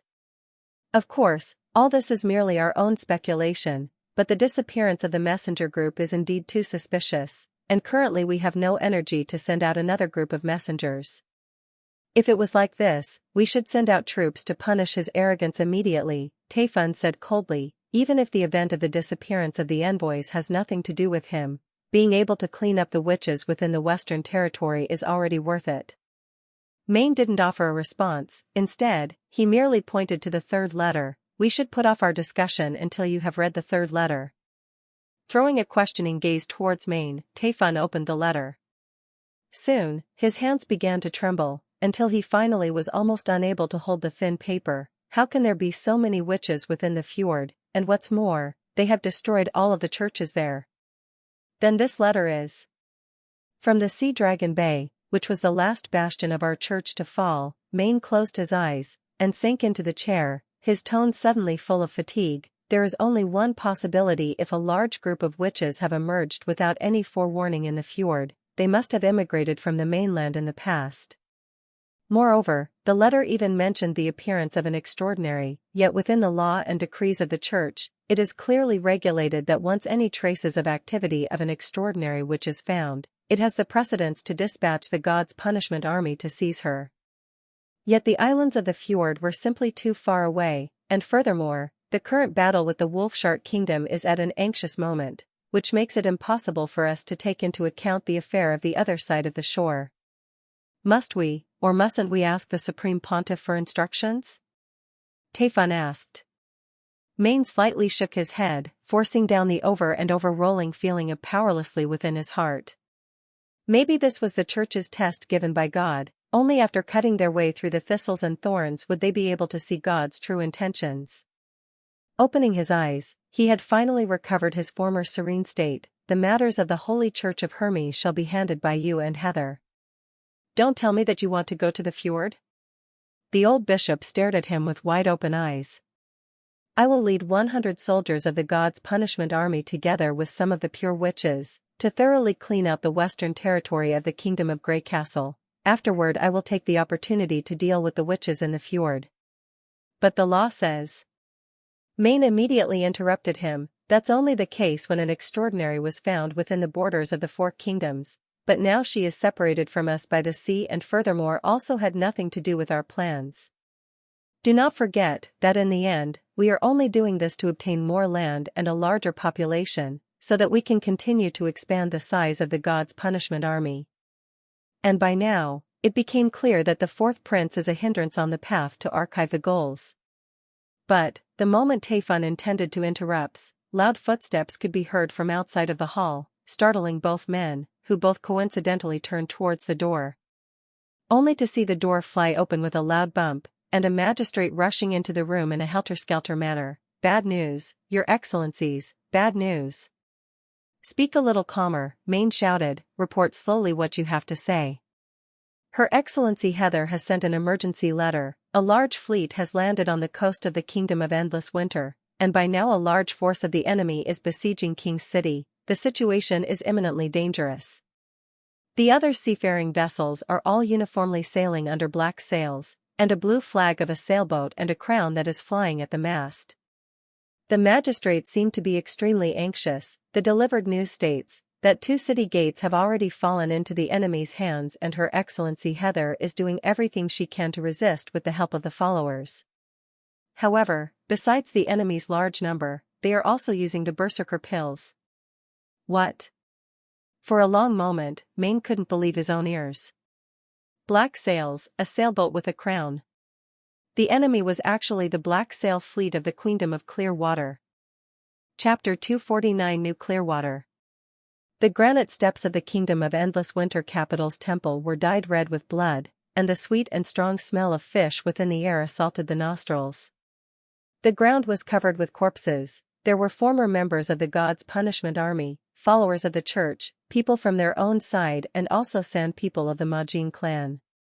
They had died in all kind of ways, but most of them had traces of burns. Their limbs had been shattered into small pieces and their viscera spread everywhere. Ryan knew that they had died under the fire and impact let out by the fierce snow powder. Whenever he took another step through the city, he felt as if he was placing his feet on a mountain of sticky guts. This battle had demonstrated that the battle will of the church's army of judges and believers could only be described as madness. Even in the face of so many drug-strengthened slaves, they still had not shrunk back at all. Rather, they used their own bodies as meat shields and firmly wrapped themselves around the enemy, trying to create a chance for their comrades to cause a fatal injury to their enemy. Although the pills allowed people to become all-powerful and unafraid of pain, their heart, neck, and head were still crucial areas like before. Her Majesty Queen Garcia simply did not have any extra armor to equip those cheap slaves with. If they'd not had the snow powder, it would have been really hard to say how this battle might have unfolded. But we won. Ryan's heart felt like it was blazing. In the end, we still won. The flag of the Queendom of Clearwater was already flying on top of the city walls, and even the church's most unyielding stronghold had broken under the waves of their attacks. In this way, the Black Sail fleet had broken apart the siege they were under and freed itself from the deadlock situation it had been in at the corner of Grey Castle, which allowed them to no longer fear that they would burn themselves out in an endless war of attrition. Even entering the temple hall, he was still able to see the picture of pure chaos. Everywhere on the ground were fragments of shattered glass and streams of blood, but all of this was unimportant to him.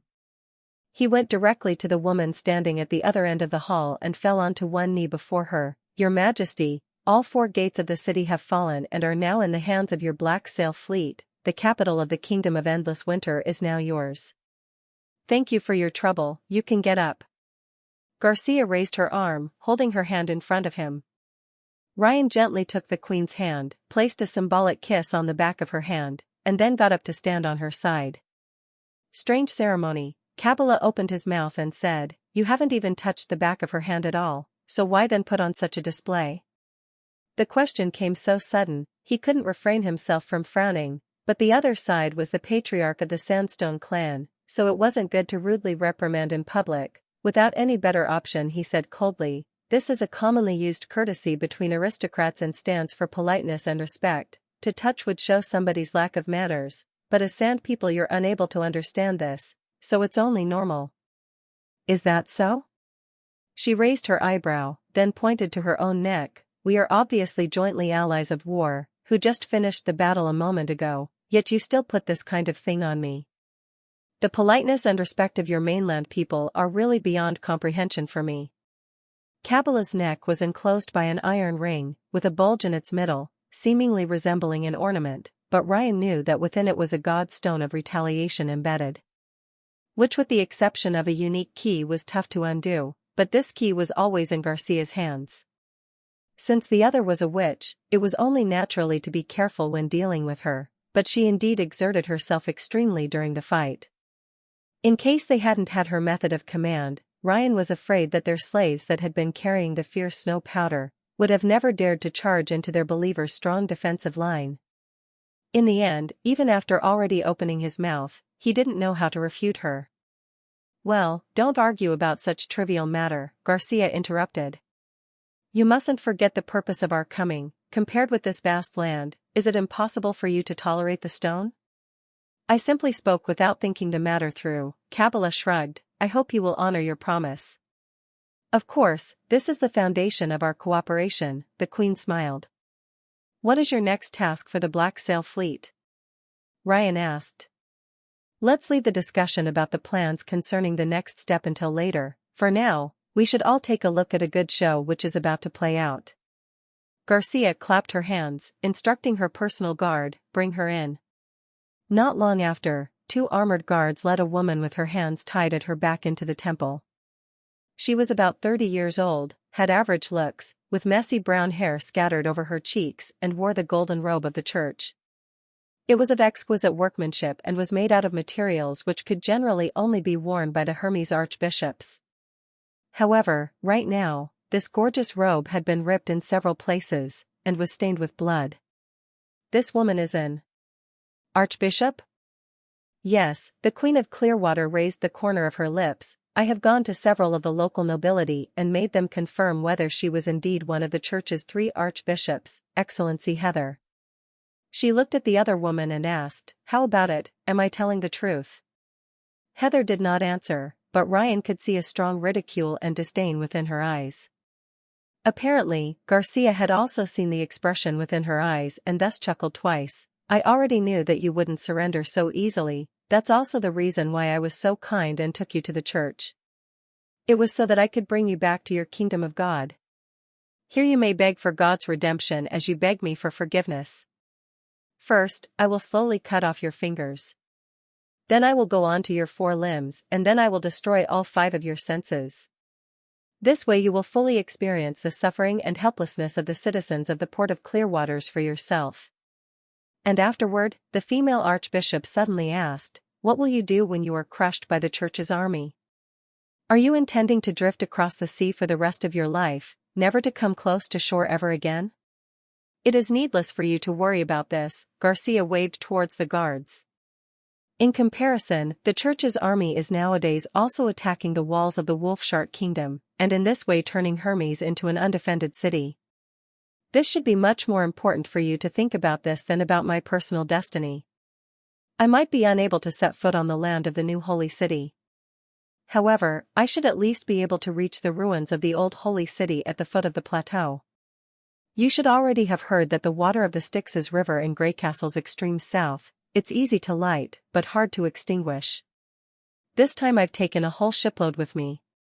One of the personal guards pulled out his dagger, approached the bishop laying on the ground and cut off 2 of her fingers. Heather, however, merely bit her teeth, not releasing any shout. Seeing this, the Queen of Clearwater climbed up the flight of steps, sat on the large throne, used her right hand to support her chin and showed an expression that was full of interest. Soon 3 other fingers were cut off. In this way her left hand had now been turned into a bare meat palm which made beads of sweat appear over Heather's forehead. Must you do this? Kabbalah shook her head. If you don't want to intimidate the enemy or receive intelligence via torture, this kind of pure torment is unnecessary. Unnecessary? Garcia laughed coldly. You should ask her what they do with all the witches who fall into the church's hands. But I guess you wouldn't be interested in knowing this. Ha ha ha. At that time, Heater, having already lost all her fingers, suddenly began to laugh. You're simply unable to understand the greatness of the church. And clearly, you will never understand how important the holy city actually is. Ignorance is your lifelong companion. Even on the eve of your destructing, you will still be unaware of it. Hermes will let you see what it means to wield true power. Besides destruction, there is no other end for people who go against the church. Is that so? Garcia raised her legs and smiled. Then I will have to wait and see, won't I? Until the archbishop had died, she never cried out any plea for mercy. However, what surprised Ryan even more, was that she had never cried for God either, or begged for his salvation. At the end, when Heather was already losing her consciousness due to the excessive loss of blood, her expression turned from cold and detached to dreadful. As if she wasn't suffering any punishment, but was rather standing at the sideline and looking at a farce which had nothing to do with her. Within her 2 eyes, Ryan, though he could already see his own doomed future. Feeling this kind of indescribable oppressing feeling, almost made him feel breathless.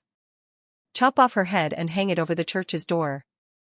After confirming the bishop's death, Garcia gave an order.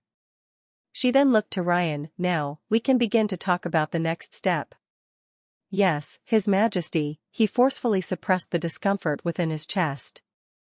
Do you intend to attack Hermes? Yes, but we won't dispatch our whole army. She spread out a portable leather map, taking with it the least required amount of sailors and the eastern region's slaves. The Black Sail fleet will follow the river westwards, and go to the old holy city. However, we will instead directly go south, crossing Eternal Winter's border, with Wolf-Shark Kingdom's capital as our destination. Wolf's heart? Ryan got started. Wolf King Wolf and I have already reached an agreement, Garcia explained. In case I help him ward off the church, he will give me a hand in taking over the whole kingdom of Eternal Winter. So if the church does not recall their troops, the ships loaded with fierce snow powder and Styx river water will turn the old holy city into a sea of flames. Unlike the new holy city, which is surrounding by high city walls, the old city does not have any walls. Thus, without enough manpower, they won't be able to stop the slaves' attack from all directions. However, if they retreat, the western border of the Wolf-Shark Kingdom will be able to receive breathing room. and with the joined border of the two countries, we will also be able to work together against the Church in the future. Indeed, the Queen of Clearwater nodded, we will also be able to obtain a firm grip over endless winter for ourselves.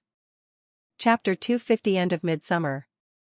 Seeing that the second month of summer was coming to an end, Border Town was on the verge of greeting summer's final month, which was also the hottest of all of the months, all the more leaving Roland in a mood where he didn't wish to leave the castle. Aside from using it to make gunpowder, the rest of the saltpeter brought in by Margaret had been used to lower the room's temperature. Nowadays a bucket of saltpeter with a kettle soaking in it had been arranged within almost all of the castle's rooms.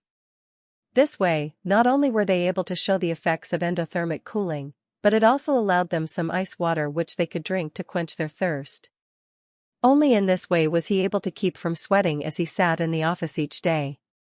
With the exception of Anna, he had called all of the other witches to stop their work. Outside of their daily practice and learning, they were mainly gathered in the hall of the first floor, either chatting or comparing their skills in Gwent against one another, displaying an appearance that was of both harmony and happiness. However, it wasn't that Roland didn't want her to rest, it was rather that she didn't hate the heat at all. Compared to holding ingots which were still red from the fire directly in her hands, the hot temperature of summer was nothing to her. Even when standing next to the fireside and producing steel for the whole afternoon, she did not even shed one drop of sweat. In order to reward Anna for her hard work, Roland had recently specially created some ice cream desserts. For example, the later generation classical types of ice cream, made from stirring a mixture of egg yolk, butter, milk and syrup, which were then cooled off once more by using saltpeter. Anna was exceptionally fond of this soft and fragrant ice-cold snack. Every time he saw her take a small bite of ice cream, her lake blue eyes would turn into stitches, making him feel very pleased. Moreover, looking over the monthly reports sent by the City Hall was also a joyous pleasure of his.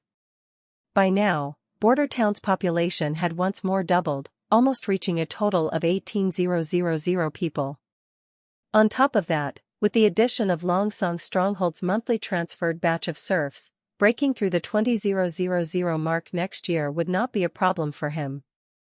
Leaving out the size of the territory of Border Town or the number of villages and towns belonging to it, this scale could almost be compared with the size of Redwater City, the city of Valencia, and King City. However, something which was somewhat regrettable was that even though the population might have grown a lot, the quality of it hadn't improved by much. At present, there were still more than 1,000 of Border Town's native inhabitants who had yet to receive an education. Furthermore, it would still require 1 year before they could obtain the capacity needed to graduate without a hitch, although Carl's previously opened college had fostered a batch of talented students in advance. Their number were still less than 100, which when compared with the general population, seemed insignificant. Perhaps I should first carry out an education program for the Eastern refugees, and not start with the steps of building enough living quarters, Roland thought. After all, receiving the education earlier would only bring benefits and not cause any harm. The current development of the town's factories was also excellent. After more than half a year of construction, the industrial park now had 3 operating factories. There were 2 steam engine production plants and a bullet processing plant. The number of workers in the first plant had also expanded from the 10 blacksmiths at its opening to the 100 people it now had. The follow-up worker were mainly natives, which was also something he wanted to see. A group of apprentices would gradually grow into craftsmen, who would then provide the foundation needed to raise the next group of apprentices. The worker of the second plant were the artisans belonging to the Crescent Moon Bay Caravan. Just during this 1 month, they had already grasped a roughly understanding of the machine tool's usage, even though their yield was still quite bad, but compared with the blacksmith of the first plant, the first month performance of these craftsmen was obviously better. According to the previously signed contract, all of their produced steam engines were owned by Roland. With those 2 factories, Border Town could now manufacture almost 8 to 10 steam engines per month, which was also the town's primary means of income. As for the bullets factory, after its establishment, it had been directly handed over to the First Army, who not only placed a lookout post at its entrance, but also arranged for patrols all around the factory, and even the production was the responsibility of the soldiers. After a week of trial operation, nowadays, they had already begun the mass production of a new generation of bullets. Roland planned for the assembly line couldn't achieve full mechanical production, no matter if it were the primer, gunpowder, or warheads, they all needed manpower for the filling compaction. The main processing tools were the two mechanical stamping machines.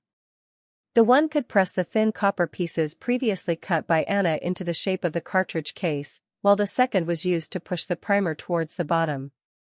The soldiers only needed to place the mercury fulminate evenly between two thin pieces of paper, glue the edges of the two papers together, press the primer towards the lower part of the cartridge, then finally place the cartridge with the primer's end at the bottom into the ring-shaped ammunition case, before the entire process was complete. As for the process of loading and compacting the black powder and putting on the projectile, it was still done in exactly the same way as the previous practice. There were only a small number of people working in the factory, around 40 people, which could still almost produce more than 500 bullets every day. For the future, Roland intended on turning these 40 people into his full-time processing personnel to maintain the standard operation of the bullet production factory. The next step on Roland's to-do list was to open a soap factory and a perfume factory. The former would play a very important part in the military industry, while the latter might be able to open up a new income channel for the town. As for the bicycle factory, its opening could still be delayed. It would be opened early enough as long as it went into full production by the time the Kingdom Avenue was finished. "Your Highness," Nightingale said, pushing open the doorway, "Maggie and Lightning are here." Both girls ran over from Nightingale's side, and after stopping in front of the desk, they pointedly asked, "Were you looking for us?" "Tomorrow is the start of the final month of summer." Roland pulled his formerly written reply to Tilly out of the drawer and placed it in front of Maggie. "When you return to the fjord, remember to help me hand this over to Tilly." Ah, for a moment Maggie froze, only able to look at the message with blinking eyes, before she took the envelope and carefully placed it into her personal bag. "No problem, Goo." Seeing an expression of sudden understanding from the other side, Roland feared that she had already forgotten the important matter of her monthly reports. Restraining the smile within his heart, he thought of the town's charm, which seemed to be really powerful. "I have entirely forgotten that tomorrow is the beginning of a new month." Lightning tapped against her forehead. "Does it mean that we will be unable to see each other for a long time?" "Tilly's plan to sweep the fjords clean of the church had delayed my plan to come back last time. This time I will be back as soon as possible." Maggie shook her white hair that was about to reach the ground. "Wait for me to come back to explore the eagle nest together." "Goo." "I got it," the other little girl said, curling her lips. "It's a promise." "You have your own mission." Roland spread out a map of the region south of the town. "This is the map you had previously drawn. Do you still remember the location of the shoal near the mountains?" "I remember." Lightning pointed at a place on the map, "probably around this area." "Well, you will fly back to it again, and this time you will take Maggie along. Then you will place flags on both sides of the shallow beach and the junction of the mountains, and also mark them on the map," Roland ordered, then looked towards Maggie. "If Tilly agrees to send the witches, you will lead the sailboat to this shoal, and I will welcome you at the top of the mountain." "Send witches?" Lightning asked curiously. "Could it be that there will be new sisters coming to Border Town?" "I do not know yet," Roland said, a smile on his face. "It all depends on Tilly's answer, but I have a feeling that she will agree to it." Chapter 251 Flying Again. On the second day after Maggie's departure, Roland, with the witch's assistance, began assembling and installing a new generation of hot air balloons out in the courtyard.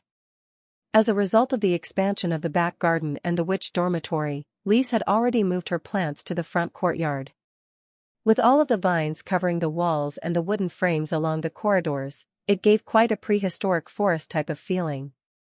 And because of this, it naturally also offered an excellent shield against the sun, allowing the sunshine to only fall through the small gaps in the dense leaf canopy above, only leaving scattered light spots behind on the ground.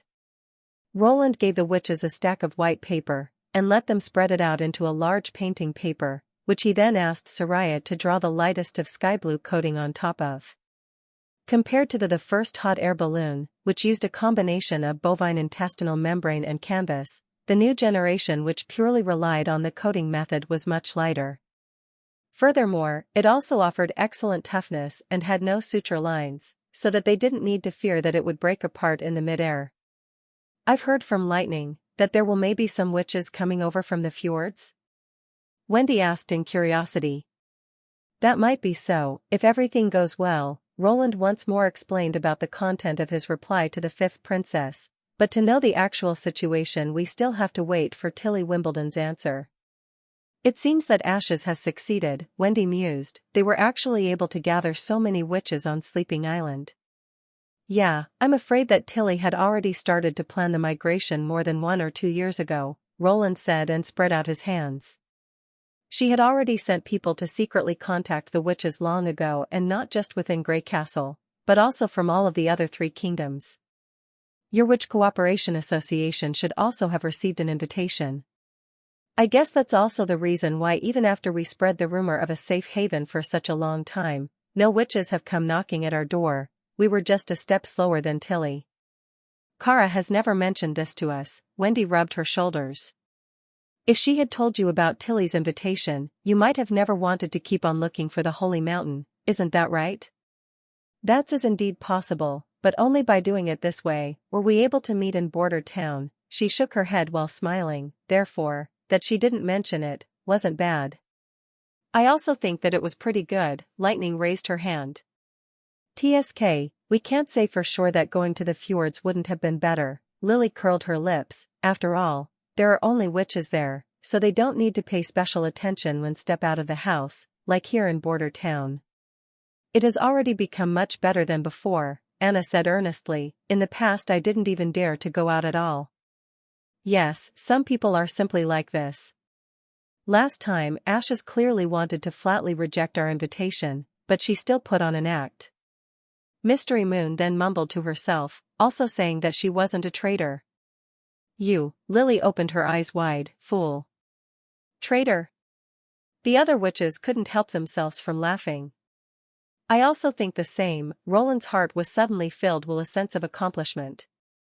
Even though the fifth prince was smarter and more quick-witted than he was, and he might also not be as powerful or resolute as Timothy and Garcia were, he could at least provide these witches with a free-spirited and comfortable living environment, and at the same time give his people a better life. This hot air balloon. I fear it might become several times larger than the previous one, Nightingale interrupted while looking at the size Soraya had already managed to coat. Are you intending to use it to transport the witches? Roland nodded. The only way to avoid the usage of any harbor city is by directly traveling across to the sea to the south of Border Town. Moreover, apart from greeting and sending off our new visitors, it can also be considered as a new attempt at flight. After the coating had been applied on both sides, it became a double-layered material, with a width and length of nearly 6 meters. If it had been made out of plain canvas or linen, it would be difficult to single-handedly drag it over, but since it was only made out of the light coating, its weight managed to only equal the weight of a stack of papers. By combining more than a dozen of pieces like these together, and by protecting the seams with an additional protective layer, it became a staggeringly giant airbag. Roland also wanted to test the soldering capability of Soraya's coating. The thick tree bark painting she had drawn on the table when she had used her new ability for the first time still remained fresh within his mind. They had both been so firmly bonded together, that when they tried to grab the tree bark and pull it upwards, the whole square table had also been lifted up. So in the end what he really wanted to find out was whether it was possible for the coating to glue the pieces of paper together into an inseparable whole. And if it could do that, if it would then be able to hold up the massive airbag maintaining its shape and also maintain its airtight properties. At present, instead of imitating a hydrogen balloon which could be controlled by anyone, he still needed to rely on Anna to inflate the hot air balloon. But since he already had a DC motor, and could also produce hydrogen by electrolyzing water, the time until the arrival of the historically famous airship, Zeppelin, wouldn't be too far into the future. As long as he found a suitable light material to make the skeleton with, creating this kind of huge monster which could fly at a height of 2,000 to 3,000 meters and had almost no natural enemies would have a lot less technical difficulties than other aircrafts did. Although the hit rate at which bombs were thrown from a high altitude was very low, they still weren't something that the enemy would be able to withstand, leaving them with no other choice than to take a beating, with not even the slightest possibility of hitting back. So, as long as they circled over the enemy's territory each day, Roland thought that there would not be any opponent who would not collapse under the Zeppelin's might. Imagining the picture of their future battle against the holy city of the church, he saw 4 or 5 of these aircrafts hovering side by side in the air, dropping bombs on them like rain, heavy gunship bombardments coming from the river channels towards the enemy city's gate and stronghold, and added to this were all of the infantry, armed with firearms, fighting from the rear. Having the 3 armed services, the Army, Navy, and Air Force fight together as one, even just imagining this already made him become somewhat excited. "Your Highness, what are you laughing so foolishly for?" Anna sighed and reached out with her hand to cover the corner of her mouth, which she was unable to keep from jerking into a smile. "I presume he is being delusional, thinking about the new witches." Lily rolled her eyes. "Men." After the lower part of the airbag was connected using hemp ropes towards a large vine gondola, the founding of the new generation of hot air balloon was successfully completed. Compared with the first generation, its volume was close to 4 times as large, and the number of people it could accommodate had also expanded to more than 10. Furthermore, the basket also came with an awning which would shield the passengers from the sunlight. Of course, to provide Anna with a place to add heat to the balloon, they had also left a hole within the awning. Roland named the balloon as Cloud Gazer, and after completing the heavy load test at an open space in the courtyard, it was finally time for the first navigation test on the following day. Beside Anna, the other members of the test flight's crew were Wendy, and 5 other witches, as well as the prince himself. The whole process of navigating within the air went smoothly. The witches floating in the air could constantly chatter, and sighing as they looked out at the spectacular scenery from a bird's-eye point of view. Compared with last time's observation from a fixed point, this time they were always moving, becoming a sightseeing tour which evoked even more interest in them. With the help of Wendy's constantly provided wind, Cloud Gazer advanced toward the south, arrived at the mountain ridge at noon, and after crossing over the flag inserted at the hilltop, it ultimately came to hover above the shoreline. After flying in a circle along the coastline, the entire group of people on board of Cloud Gazer returned to the castle. During the flight, Roland noticed that Wendy, who was responsible for controlling the direction of the flight, would occasionally beat her shoulders, and also appeared to be very exhausted. He had heard that women with big chests easily suffered under shoulder pains and that it could be solved with the use of a certain close-fitting type of underwear. Although he didn't know if this was true or not, giving it a try couldn't be wrong. Moreover, along with becoming older, Anna's body was also gradually developing, so Roland decided to make a small gift for the adult witches. Chapter 252 New Round of Purchases. As the Lord of the Western region, Roland naturally didn't need to do the job by himself. He merely had to draw a rough outline on a piece of paper, and could then recruit a tailor and make clear what he wanted to create. Although he had never come in contact with a bra with his own hands, with all the different advertisements, television programs, and movies, he had actually already seen plenty of them before, so he could still design some of them in accordance with their different styles. In the end, he chose to create the most frequently seen shoulder strap type, which fastened at the back. To make it, he decided to use 3 copper hooks, which allowed for the wearer to choose a level of relaxation that was within a fixed range. Since this kind of close-fitting clothing needed to satisfactorily bind the chest, Roland decided to call for the maids in the castle to be measured by the tailor. Because of the tailor's wealth of experience, from so many years of cutting out and tailoring clothes, she was immediately able to understand the function of a bra after hearing the prince's explanation. In the end, together with the actual measurement results, the bra's sizes had been divided into several grades, and each grade could be adjusted to a certain extent. In fact, within this era, the prototype for the bra had long since made its appearance. It was the skin-tight corset. However, the corset wasn't developed in order to let women feel more comfortable, rather it was used to tighten up their waistline as much as possible, while at the same time also pushing up the bosom, so that the body would form into an hourglass-like figure. Those gorgeous aristocratic dresses had all been tailored in accordance with the form of a small waist, so without the aid of a skin-tight corset, Roland was afraid that those dresses with their extremely thin waist would be very difficult for the average woman to wear. Furthermore, when the waist was constricted too much, it would also make for a very uncomfortable experience, and in serious cases could even affect the blood circulation, which in turn could lead to fainting. While the bra, in addition to supporting the chest, also fixed the bosom and lessen its shaking, making it even more comfortable for the woman to wear it daily. Just 2 days later, the old tailor had already cut out 20 bras.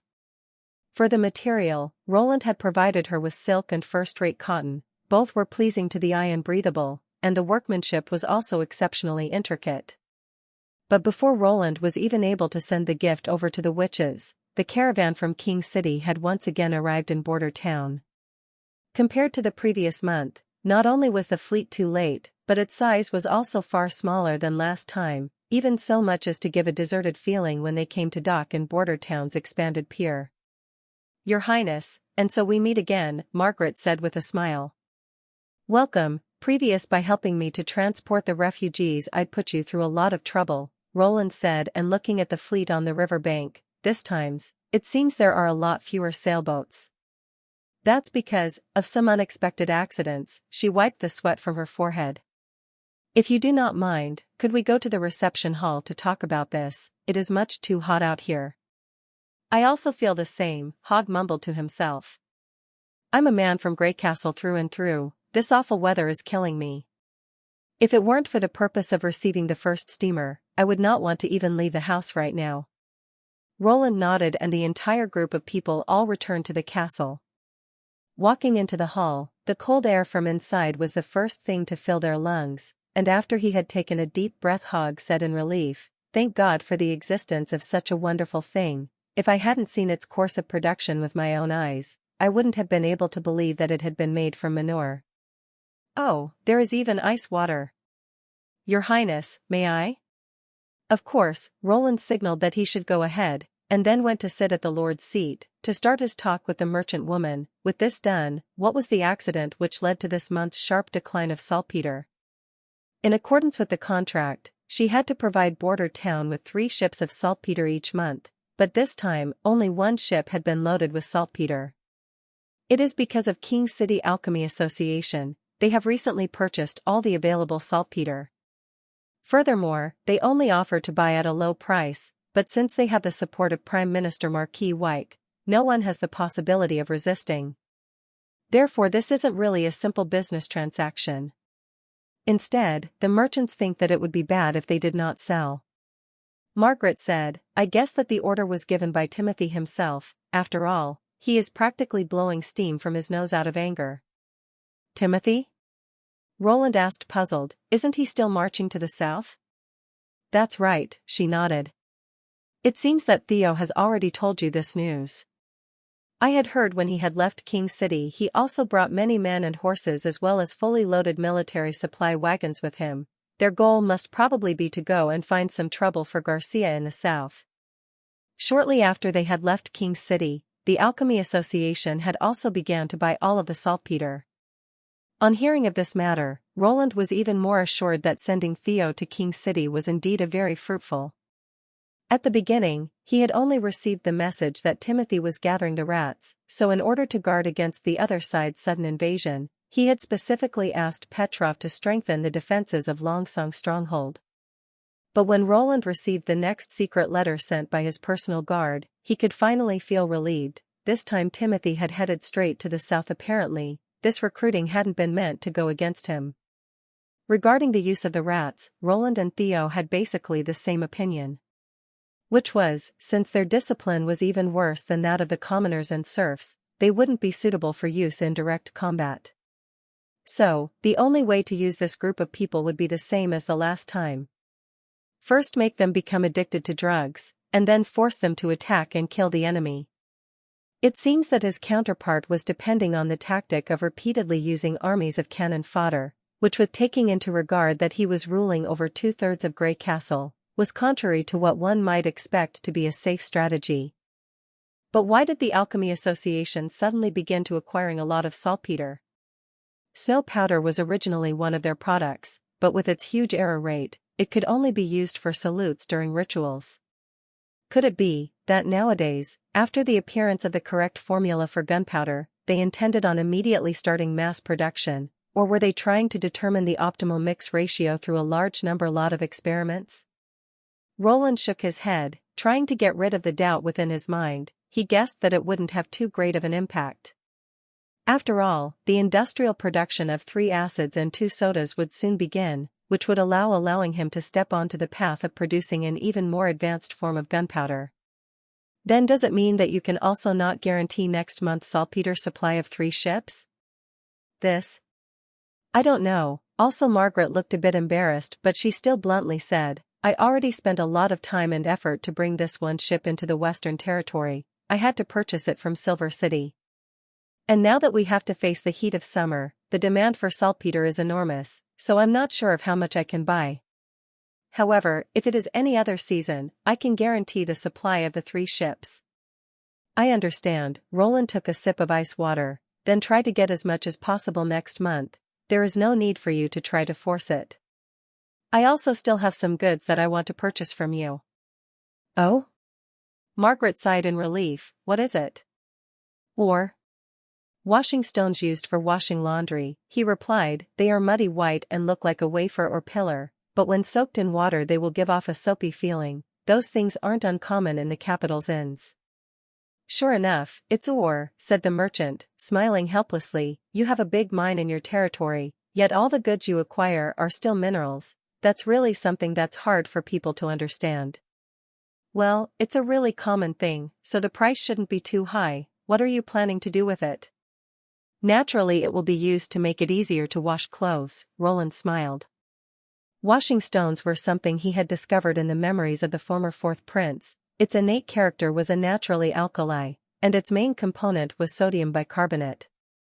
It had a strong decontaminating effect, and when used together with plant ash and pancreas, it was one of 3 outstanding cleaning tools used in the ancient times.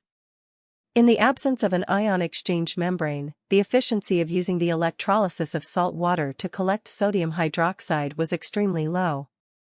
Furthermore, it wasn't possible to purchase edible salt at the price of a cabbage either. Because of this, he planned to buy natural soda and make caustic soda.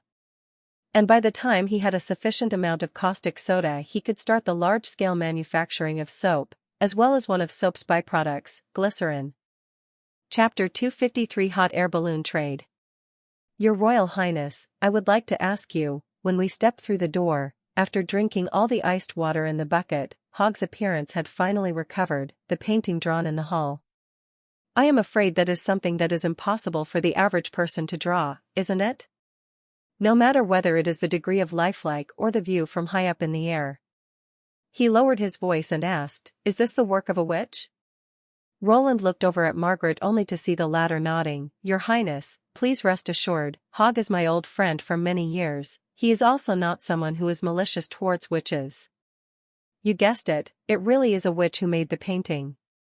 After the hot air balloon tour to the beach from 2 days ago, Roland had wanted to preserve the view of the beautiful scene he had seen, plus the former hall's decoration was actually simple and crude, without any paintings, so he had asked Soraya to turn the wall behind the Lord's seat into a grand mural. With the scenic wall at the back, the hall's style had instantly been upgraded by several grades. I knew it, Hogg sighed. Although they are propagated as the devil's minions, those strange abilities they possess are indeed enviable. It is impossible for ordinary people to fly into the air and draw such an exquisite mural beyond compare afterward. Only the second half of your sentence is correct. Roland shook his head. Ordinary people, even if they don't rely on magic, can also fly. They can even fly higher than an eagle and fly faster than the swift. You have a good sense of humor, Hogg laughed out loud, only if we have a pair of wings, and also become lighter than the birds. Margaret, however, sounded startled as she asked, Really? Of course, the prince said confidently, and I can prove it to you. Letting the merchants receive the knowledge and experience about his various types of inventions wouldn't only promote their relationship, it would also open up a new effective way for them to trade. It was the same for everything else, from the mugs to the liquor. Whether he was able to sell it or not was another matter. Anyway, the caravan would be staying in town for several days, and after their regular trading, the negotiation would also be finalized. The rest of their time was typically filled with drinking and being merrymaking. Furthermore, Anna was also very interested in taking a trip in the hot air balloon, so by giving her a possibility to rest for a moment from her busy work, it could be seen as an action which fulfilled multiple purposes. Soon, Cloud Gazer was once more inflated, and all the witches who couldn't ride with the balloon last time had gathered. Lucia even shyly asked if her younger sister could also go up and take a look, which Roland had immediately agreed to. As the balloon that was carrying everyone began to slowly rising, Margaret covered her mouth in astonishment, while Hogg grabbed hold of the edge of the basket, not knowing whether he should be excited or scared. Since Belle's size was too small, it was impossible for her to see the scenery outside of the basket. Without any better option, Lucia had to hold her up and permitted for her to ride on her shoulders, while gingerly stepping close to the edge of the basket and repeatedly warning her to not fiddle around too much. As the navigator and the rescuer, Lightning continually circled around the hot air balloon, only stopping from time to time to pull a face at Belle.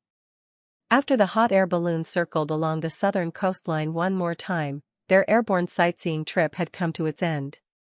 Back at the castle, Hogg's legs were still trembling. Stammering, he said, "I would have never thought that looking down from up in the sky would be this frightening. I felt like I was always falling down." "After flying for a few times it will be okay," Roland laughed. "Leaving with your feet from the ground for the first time will always create such an illusion. It is the same for a person who had never gone out to sea. They will also start to vomit due to the sea's up and down motion." "You spoke the truth," Margaret exclaimed in admiration. "Today, the scenery I saw was indeed inconceivable. Looking from the sky to the edge of the sea, it actually resembled a blue arc." "But your Royal Highness, I do not seem to be wrong." Hogg drank some iced liquor. "Even though we ordinary people were able to fly in the sky, but this was still a witch's ability. If it weren't for them, this big guy would never be able to fly." "No, old friend," even before Roland had the chance to answer, Margaret had already begun to speak. "Don't tell me you haven't realized it?" Miss Anna had been merely releasing her flame, nothing more. "I also specifically asked Lightning. She said that as long as enough heat is poured into the airbag, Cloud Gazer will rise up into the sky. The flame is not a witch's privilege, Your Royal Highness, am I right?" She once more proved why she was able to establish herself as a fjord ocean merchant in King's City. No matter if it was her perception or her intelligence, they were both exceptional. Roland smiled and nodded. "Hot air will rises, while cold air will sink. That's also the reason why it is called a hot air balloon." "Really, would using a brazier be hot enough?" Hogg asked disbelievingly. "That won't do, because if you want to let the balloon float in the sky, you have to supply it with heat the entire time. Furthermore, wood itself is already very heavy, so you can't take it with you without end. Because of this, the problem needs to be solved in a special way." "Can you achieve it?" Margaret asked impatiently. "Well, I should be able to." After thinking for a while, Roland continued, "But there are still some troubles." "That would be truly wonderful," Margaret answered immediately. "I hope that I will be able to purchase 4 to 5 hot air balloons. They don't need to be so big, it would already be enough if they can carry one person." "Do you want to put it on your ships?" Hogg asked. "Well, the mast cannot reach an unlimited height, but a hot air balloon can. It can go as high as the rope connected to the basket is long. Moreover, if it connects to the mast, it also won't drift away with the wind. So, by using a hot air balloon as a lookout, they should be able to detect nearing pirate ship much earlier." Regarding the sea trade, besides the unpredictable storms and tsunamis, the biggest harm to our merchant fleets comes from pirates. "But I fear that it is unlikely that the construction cost will be low." Roland calculated it within his mind. "I estimate that it will require more than 1,000 gold royals. In case they didn't use a witch to heat the air, the hot air balloon would need to use gas as fuel, and the most easily obtainable fuel would be coal gas. Unfortunately, Greycastle's coal mines were located at the Coldwind Mountain Range, which was just too far away from border town. According to the transportation conditions, it would be impossible to transport it over. Turning the hot air balloon into a hydrogen balloon would be much easier to achieve, but he had still to solve the problem of the gas tank. If it couldn't be used unobstructed, then it wouldn't be of any practical value. 1,000 gold royals apiece, was it? Margaret said, then made a counteroffer. If you really are able to make this, I can guarantee that all the caravans from the fjords will buy at least one or two of them. This time Crescent Moon Bay caravan hadn't come along. Otherwise I'm certain you would have received your next huge order. Hogg grasped the liquor cup and drained it in one gulp. I, however, won't need such a balloon. Even though they seem very magical, they don't have any use for my mines in Silver City. I just want to get my steam engines as soon as possible. Hearing Margaret accepting his price made Roland pleased beyond his expectations.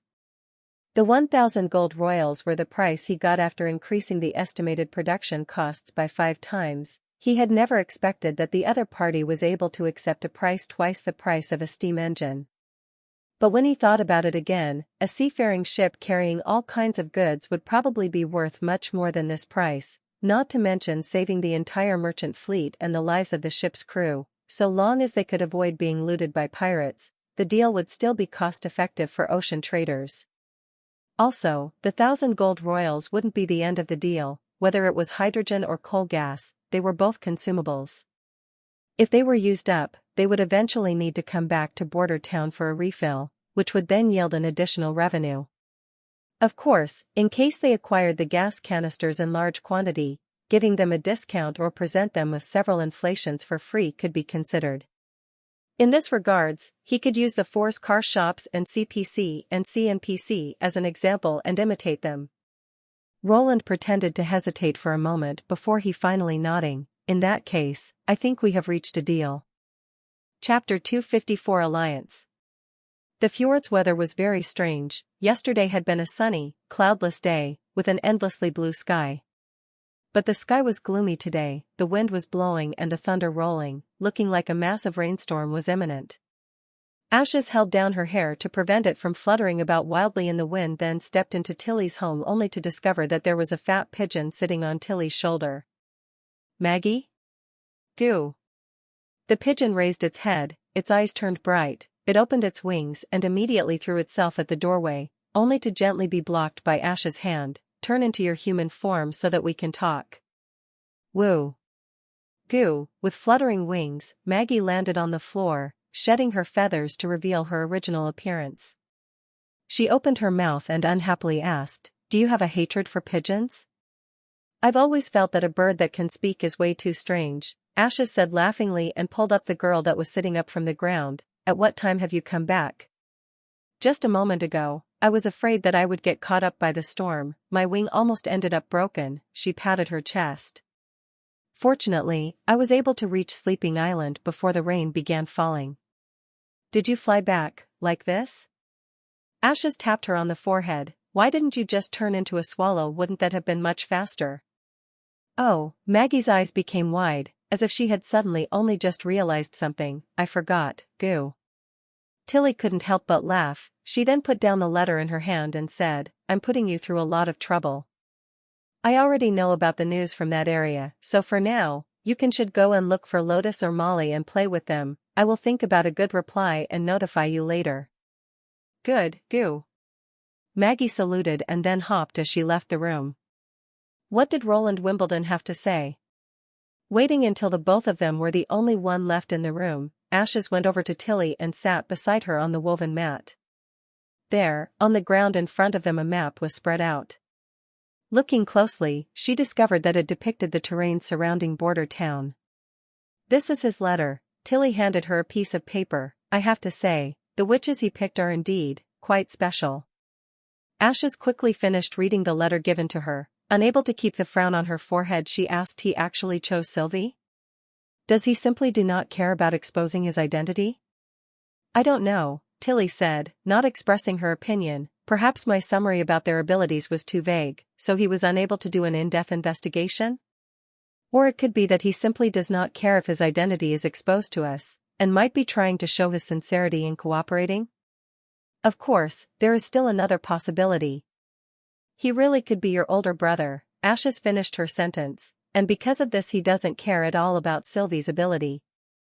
But this possibility is next to nothing." She laughed at herself. "Who would know better than I the kind of person my older brother is?" If he was indeed Roland Wimbledon, he would never choose to go against the church in order to protect the witches. From young to old, the thing he has always been best at was with escaping. No matter what challenges or difficulties he was facing. Even when the king sent him to Border Town, he never went over to meet with father or tried raising any form of protest, even if it would only be a symbolic one. Ashes raised one eyebrow. In short, him taking the initiative to pick Sylvie is a good thing for us.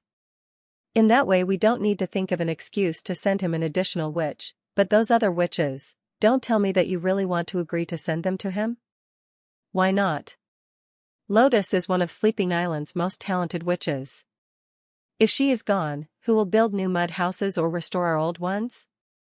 If you want to create something, or transformation the island's terrain, not having her ability to remodel the terrain would prove extremely inconvenient. After all, we are currently using less than 30% of Sleeping Island's terrain. There are still many places which can be transformed. As she said this she raised one finger. There is also honey. She can order the osprey to catch fish for everyone. The reason we can enjoy a variety of delicious fish soups every day is to her credit. As for Candle and Evelyn, sending them away wouldn't be such a big problem. In case you cannot refuse his request, can't we just exchange those two witches for others who aren't as useful? What is useful, what is useless? By sending them to Border Town, I hope to obtain a new ally, rather than abandon our sisters. Tilly's expression turned grave. No matter what kind of ability they have, by choosing to come to Sleeping Island, all of the witches have become our sisters. If we want to turn Sleeping Island into the home for witches, how could we afford to filter the already small number of witches according to whether their abilities are useful or not? Ashes had already seen her exposing this kind of expression during their time in the palace. It was the expression the fifth princess would show whenever she was outraged. Seeing this, Ashes couldn't help but change her manner of address. I'm sorry. Your Majesty, I just... Tilly sighed and then started unhurriedly. Moreover, it's hard to measure the ability of everyone according to some kind of standard. From among the more than 100 witches, Roland has selected those 5 witches. Even including Candle and Evelyn, 2 that you have regarded as useless. Can you really be certain that they are useless? Perhaps through this exchange, we will be able to figure out whether he chose the 2 by accident, or if he had seen something within them that we were just unable to recognize. She paused. No matter what, we are already such a small number of witches. Every witch deserves to be fought for. They aren't tools we use to build a new home. Instead, we are all comrades holding the same goal in our sights, so you must never speak such words. Yes, Your Majesty, Ashes responded in a meek voice. At this moment, lightning broke through the clouds, straight over the sea. As if it were a decree given by the gods, it was immediately followed with an ear-splitting rolling of thunder. And together with the echo of the explosions, the rain also began to fall over Sleeping Island. At first, it fell sparse, but it then quickly turned into a hubbub. And the dense rain soon covered the outside scenery with a layer of fog and rain, even sometimes overshadowing the conversation between the two. Ashes got up and closed the window, in order to keep the rain from drifting into the room. When she turning around, she saw Tilly sway twice, showing a somewhat wan and sallow expression on her face. Were you staying up all night? Well, Tilly called yawn. All the books we brought back from the ruins were written in the same language. Moreover, I already found some common points. As long as I have enough time, I am sure that I can translate all of them. Yeah, with enough time, now after getting rid of the nagging church, there will certainly be sufficient time for you. You don't need to study it all through the night. Ashes knit her brow. It could have a tremendous impact on your body. Rest assured, I am a witch, my body won't collapse so quickly. The fifth princess took a deep breath. Moreover, I have a vague premonition. Seeing the scene within the ruins gave me an uneasy feeling, so we have to decipher the content of these books as soon as possible. Oh, by the way, this time when the witches leave for Border Town, they will also bring one of the books along with them. If even you cannot read it, the possibility that the witches from the Witch Cooperation Association will know it is even worse. Well, we will just have to take a chance, Tilly said. I heard that there have been ancient ruins found in the eastern forest. Furthermore, the origin of the Witch Cooperation Association is located in the Sea Wind region. which is almost right next to the forest, we can't say for sure whether some of them haven't already seen this language. And if we can prove that they used the same language, it should mean that all those remains are from the same group of people. Yes, I got it, Ashes agreed. Also, it's not the case that I blame you for your previous words. Some of the words you said are reasonable, but that isn't related to the part about the significance of their abilities. Tilly reached out with her hand to stop Ashes from speaking. I have reached an agreement with the Chamber of Commerce of the Crescent Moon Bay Caravan. They will start to migrate some ordinary people over to Sleeping Island by next spring.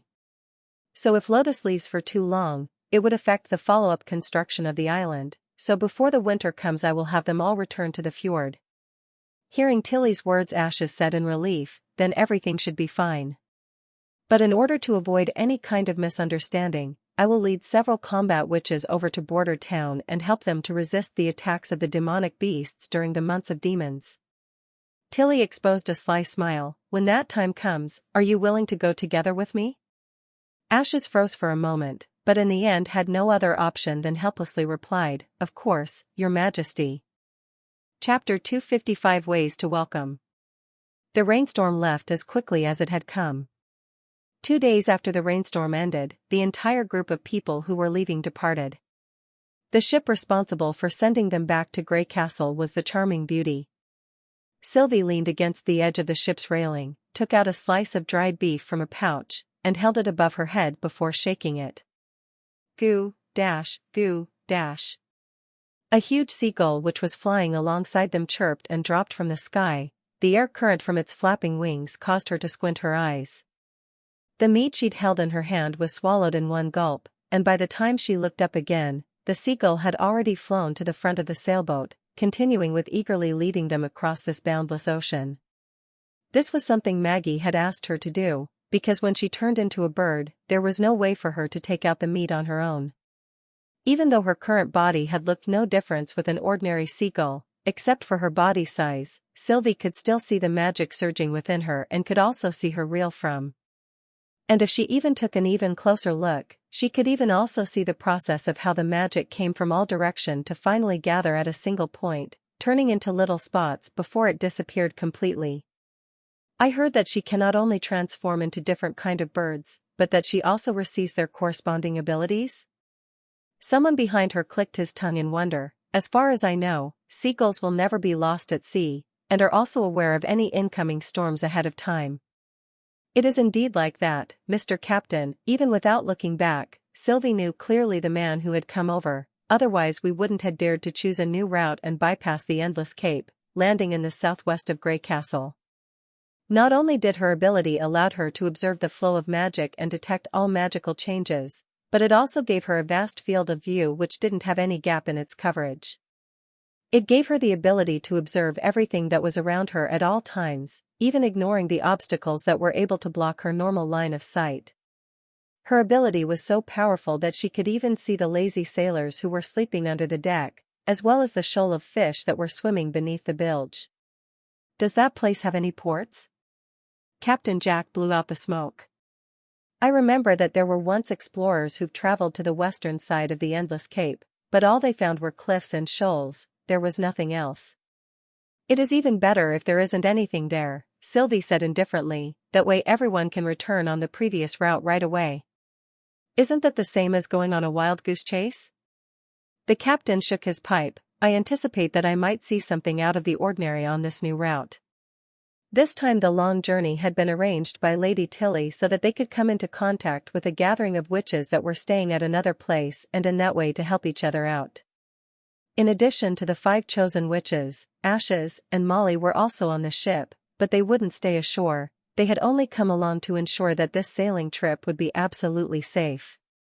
Molly's magical servant could help the ship to withstand any possible storm they might face, while Ashes would make sure that every pirate who dared to fix their attention on their ship and decided to come over would be unable to make their way back. But Sylvie herself was also carrying another duty on her shoulders, that was, to identify Roland Wimbledon's true identity for Lady Tilly. Before the trip, Lady Tilly had given her a detailed account of the story, and also who she should respond to every kind of outcome.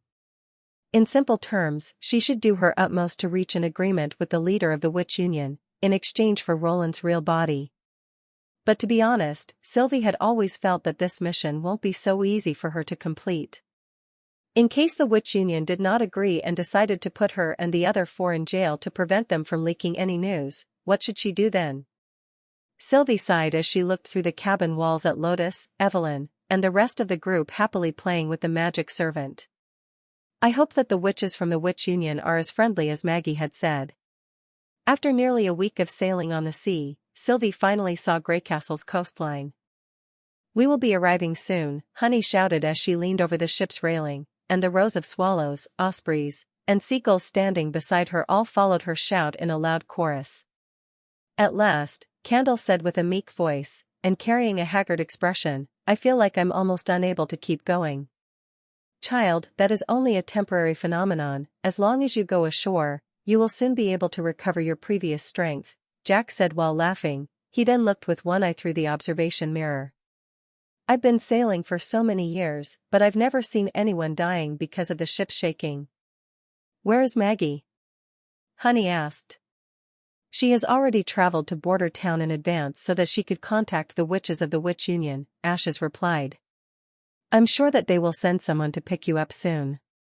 "Sister Ashes, won't you come with us?" "Back at Sleeping Island Tilly is in even more need of my assistance," Ashes laughed. "There is no need for you to worry, the witches of the Witch Union will see and treat you as sisters. In case you come across any trouble, it is the best to immediately look for Wendy. She will definitely try her best to resolve the problem for you."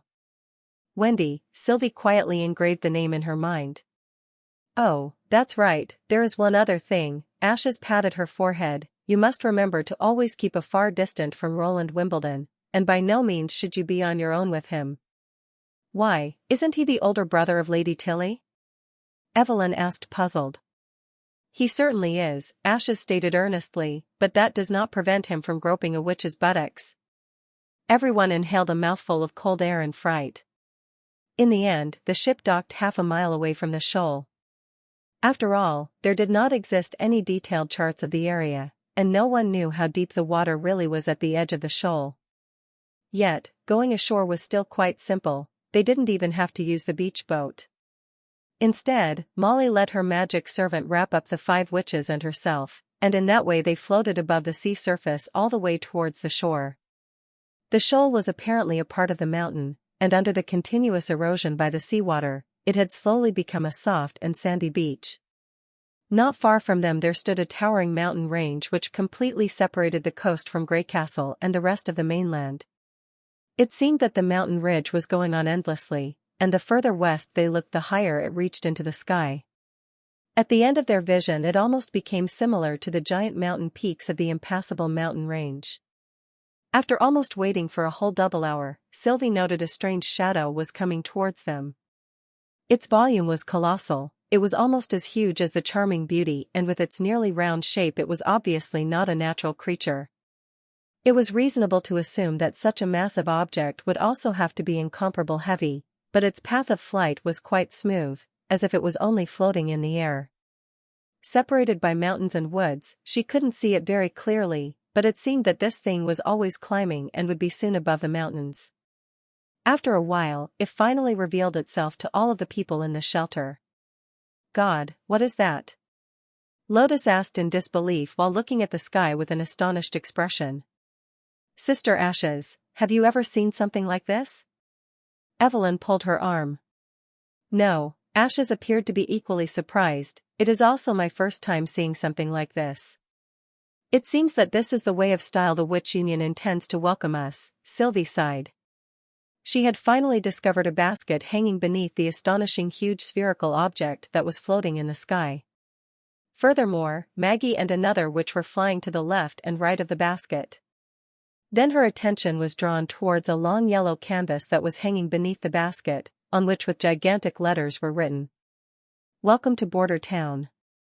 TN, please help us by answering what's your favorite quote." Chapter 256 The Prologue to a New Life. After the basket landed on the ground, a woman who seemed to be around 30 years of age who had red hair that came to her waist climbed out of the basket and greeted them. "Hello everyone. Welcome to Border Town. My name is Wendy. She then looked to Ashes and showed a charming smile. You also came. Is she the witch Ashes mentioned before? Taking a closer look at the two, Sylvie came to the conclusion that they were already familiar with each other. Welcome, you can call me Anna. A witch with bright eyes appeared in front of Sylvie. Her two blue eyes were as pure as water and also very eye-catching. However, what was even more mind-blowing was her magical power. It was tremendous, gave off a profound and resounding feeling and seemed to hardly contain any flaws. It looked like slowly turning cube that was composed of three colors, black, white, and gray, which gathered all of the surrounding magic and twisted it into its orbit. How astonishing is her power!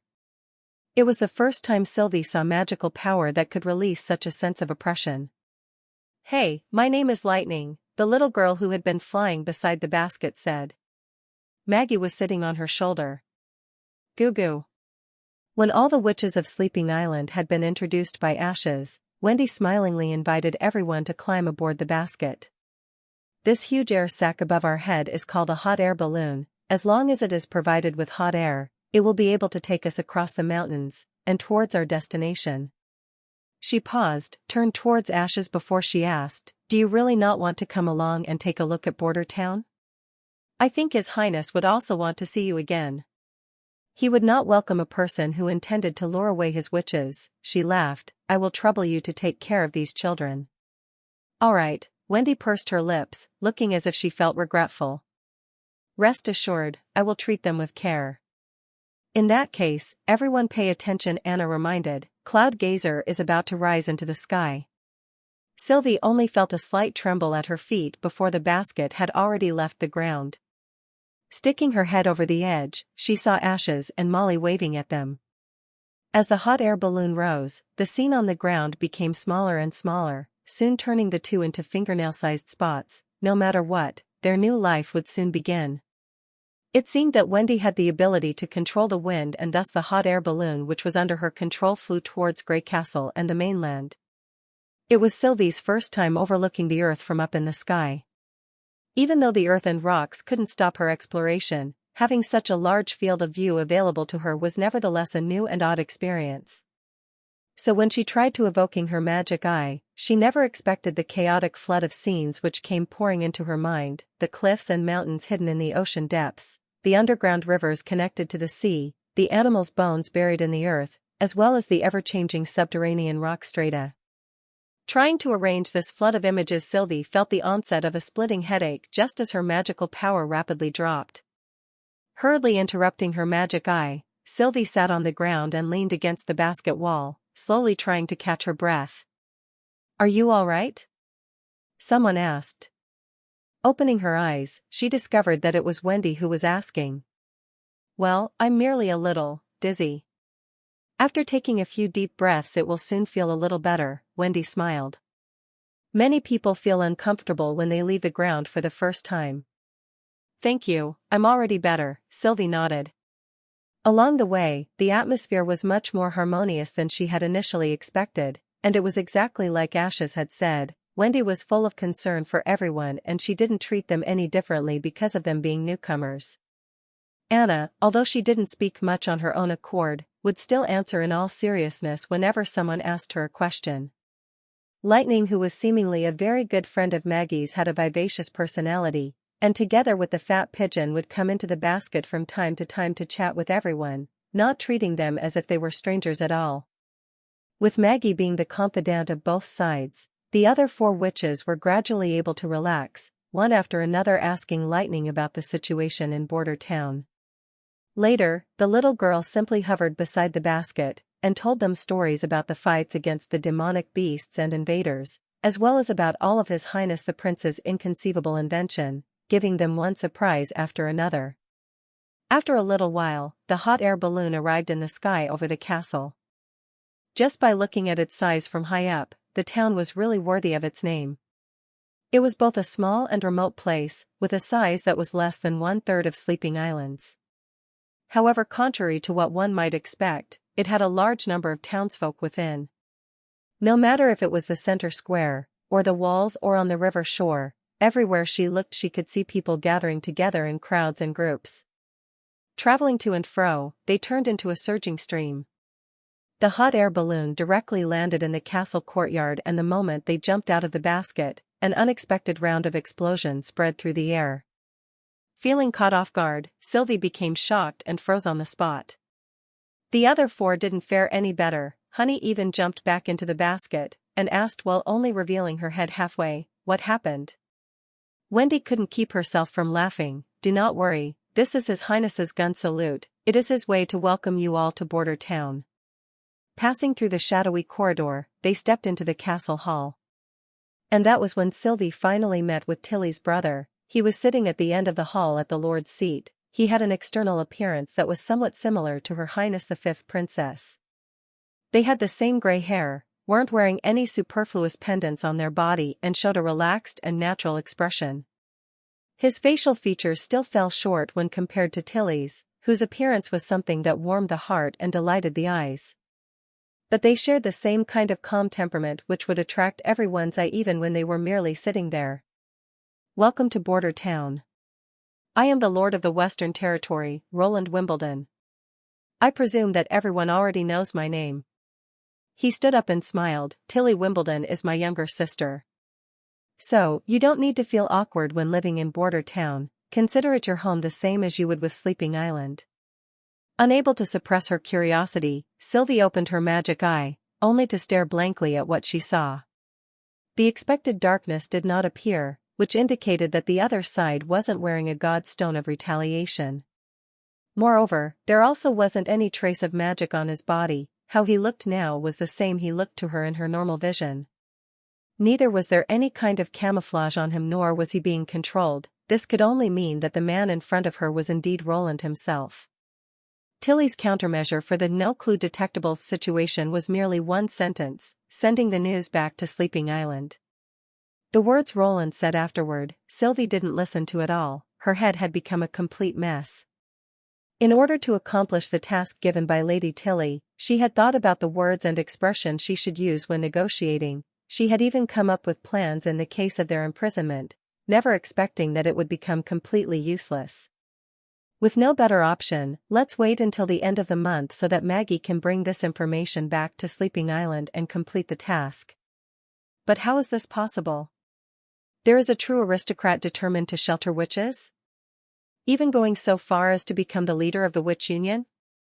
The psychological shock caused Sylvie to fall in a kind of trance. Only when His Highness started arranging their rooms for the night did her soul finally return. The current situation is roughly like this. By now the witch house is still not completed, so you will have to temporarily live within the castle and share a room with the other witches. Of course, this should also help you to quickly blend into life here in Border Town. Then Roland announced, "Tonight, there will be a lavish dinner waiting for you. It will be the official welcoming ceremony to celebrate your arrival in Border Town. I hope everyone will enjoy it." Seeing the result of their room arrangements, Sylvie breathed out in relief. In the end, it was arranged that she would live together with Wendy. Looking back at their short contact, Wendy was indeed a good senior who would be easy for her to get along with. However, in addition to Wendy there seemed to be another witch that was living in the room who was called Nightingale. Sylvie couldn't help but think, I hope that the other person is also easy to get along with. Chapter 257 Mystery. Ever since the 5 witches from Sleeping Island arrived in Border Town, Roland was in a constant state of excitement. Which meant that even after the end of the banquet, he found it impossible to fall asleep as he lay in his bed. Without any better option available to him, he got up to drink half a cup of white spirit and tried forcing his body to fall asleep. On the next morrow, when the cicadas in the courtyard all began emitting zeus sounds, he had already recovered a clear head. He was full of energy by the time he climbed out of bed, and after a simple washing he immediately headed to the office. At this time the marble white color of dawn appeared in the sky, and sent out the first rays of the morning sun through the window, sprinkling it evenly throughout the room. Even after looking around for a long time, Roland was still unable to detect the familiar figure of the past. He was used to Nightingale being there, lazily laying on top of the chair whenever he pushed open the door and entered. With a helpless smile, Roland sat down at the table and removed a notebook from the drawer, then began to plan out the next generation of witch training programs. First, he would let Wendy and Scroll to help the newcomers become familiar with their new environment that they could start blending in with the community. Furthermore, he also planned to launch a sugar-coated bullet barrage. He would have the visiting witches fully enjoy Border Town's unique and comfortable lifestyle, meaning that it wouldn't even be necessary for them to stay in town for his plan to succeed, even if they went back afterward. As long as they spread the news about the fabulous lifestyle in Border Town, it would still be for the better. By the time the sun was completely hanging over the sky, Nightingale finally came into the office. "Oh? You were actually able to rise so early today? Don't tell me that it's really as Lily said. Were you really so impatient for the new witches to arrive that you couldn't wait? What kind of nonsense are you talking about?" Roland smiled as he asked, then put a bag of dried fish on the table. "How did you get along with your new sister last night?" "Sister?" Nightingale curled her lips. "You can't trust them too much." "What happened?" Nightingale reached out with her hand to grab the bag and then turned around to sit on the couch. The witch named Sylvie. Out of the 10 sentences she'd spoken, half had been lies. Although they haven't been so grave as to mean that she has some evil intentions towards us, there are certainly still a lot of thoughts she is trying to hide. Well, that's somewhat understandable. Roland seemed to not care about it. She probably wanted to see if I was the real Roland Wimbledon or not. What? Nightingale blinked slightly. In case one of your close relatives were to suddenly change by a great deal, you would certainly also come to think that they had either been replaced or are become controlled. He smiled. "I guess Tilly thinks that one of those possibilities might have happened to me. In King City, I was well known for always idling away my days, and being without any learning or skills. I was someone who bullied the weak and feared the strong. How could such a person so suddenly change as to straighten his back and start sheltering witches? In fact, any bad comments that were used to describe the fourth prince weren't exaggerations. One of his still existent childhood memories went like this. One time the fourth prince was playing in the palace, and he ended up accidentally breaking a few crystal glass jars. However, to avoid punishment, not only did he push all of the blame on Tilly Wimbledon. No, to complete the forgery of the scene, he even pushed the around 6 or 7 years old girl onto the broken shards of crystal glass. Having this kind of dark history, wouldn't it be a wonder instead if the other party's impression of him was good? It was reasonable that there would be doubt when the older brother's nature showed such a dramatic change that he no longer appeared to be himself. In fact, everyone would have liked to go and investigate these changes. "Hearing you speak like this, I also want to know," Nightingale asked curiously, "are you really Roland Wimbledon after all, or not?" "I'm both, so yes and no," Roland answered, and spread out his arms. Nightingale was shocked. "Why does my ability tell me that your sentence is true?" "Because that's how it is." Nightingale's ability could only detect deliberately told lies, and he didn't think he was telling her a lie. Holding her forehead and frowning for a long time, Nightingale finally decided to give up thinking about it. "Well, I will just ask Anna about it later. No matter what, as long as I am familiar with the Roland in front of me, everything is good. Of course, from the moment you knew me, I've always been myself." Roland smiled. After breakfast, Wendy brought the 5 witches from Sleeping Island over to his office. "Good morning, Your Highness." The 5 bowed in salute. "Relax, I am not a person that is very particular about etiquette. You can address me the same way as you talk with Tilly," Roland said as he waved his hand. "During the first week I won't arrange any work for you. Instead, you should use this time to become familiar with the town's environment and lifestyle. You can freely visit Border Town, nobody will discriminate against you because for being witches. They also won't attempt to arrest you in exchange for money. I have completely eradicated the church's force across the whole Western Territory, so this place and Sleeping Island are the same, they are both places of freedom. I think that all of you already know of the cause for magic devouring your bodies, so by necessity your practice cannot be abandoned. During the day there are no restrictions, everything will be alright as long as you do not forget to come back and eat lunch. After dinner, you have primary education classes, which including learning how to read and write, there will be simple math, and natural knowledge. Tilly may have already told you this, but apart from crossing the day of adulthood, the ability of a witch can be strengthened even further. To do so, it is necessary that you master this knowledge. Every one of you that are interested can come and attend the classes together with the rest of Border Town's witches. Furthermore, each month you will receive 1 gold royal as remunerations, as well as have the weekends off, and you will also be given paid leave. If you don't understand what this means, you can go and ask Wendy. In short, everyone's daily life will be the same as that of the witch unions. Sleeping Island is a home for witches, and the same is true for Border Town. Roland paused. Our next task will be to test your abilities. Tilly's description in her letter wasn't very clear.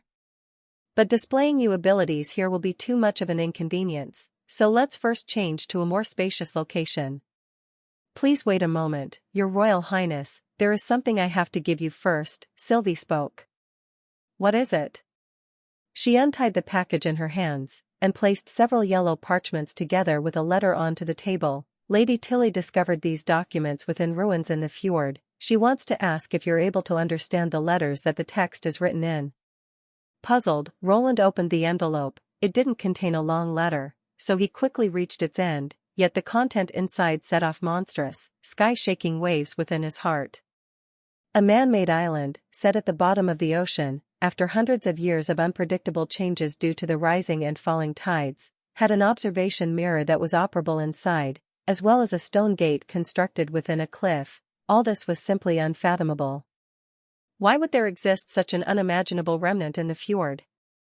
Moreover, the inquiries Tilly made at the end of the letter sent a tingling feeling all over his body. Glancing at the parchment, he was indeed a bit familiar with these words. Quickly go and bring Scroll over, Roland instructed Nightingale. Not much later, Scroll arrived at the castle after rushing over from City Hall. After summoning her magic book, the prince read it couldn't help but frown. When looking at the holy book Kara had brought back from the ruins in the eastern forest, and the documents found in ruins in the fjord, he found out that the characters used were exactly the same.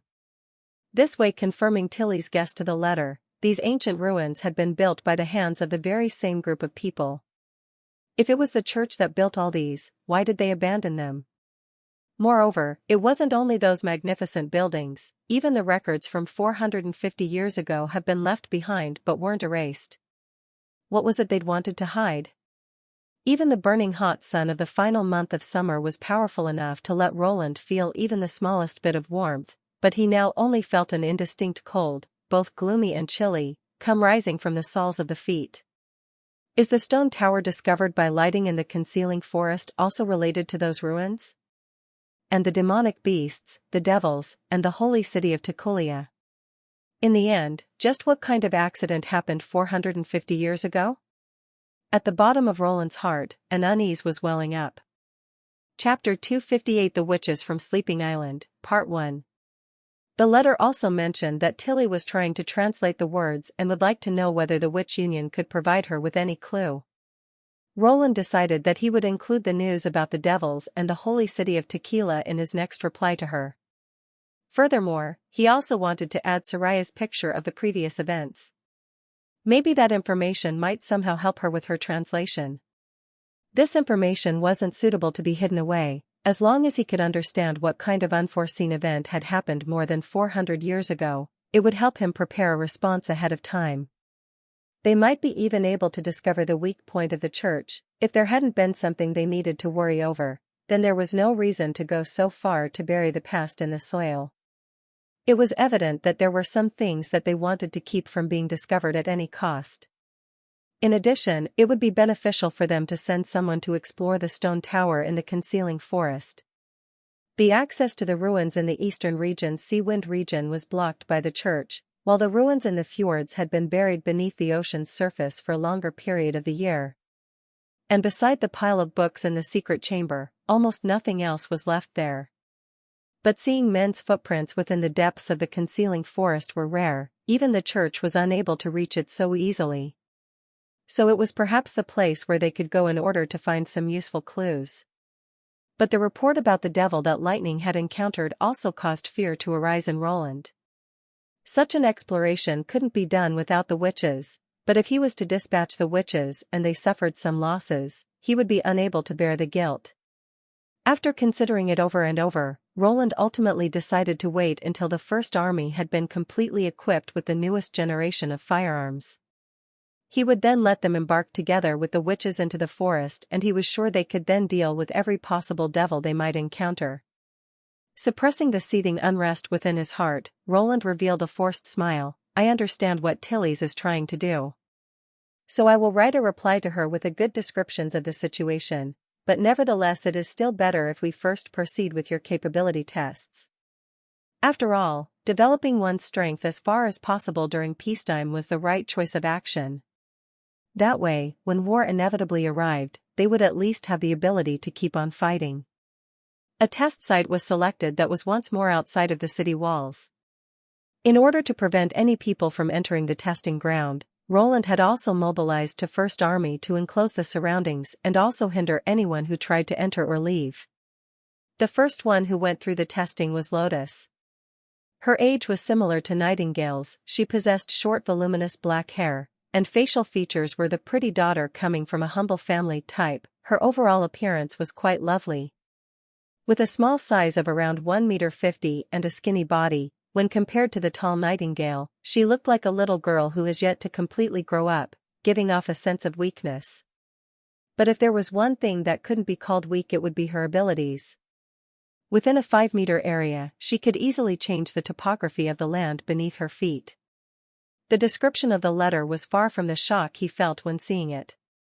During the test, Lotus let the earth beside her rise up vertically, like an earth pillar which was growing into the sky. It was only when the earth pillar reached a height of 7 to 8 meters that it finally collapsed because of the structural destabilization.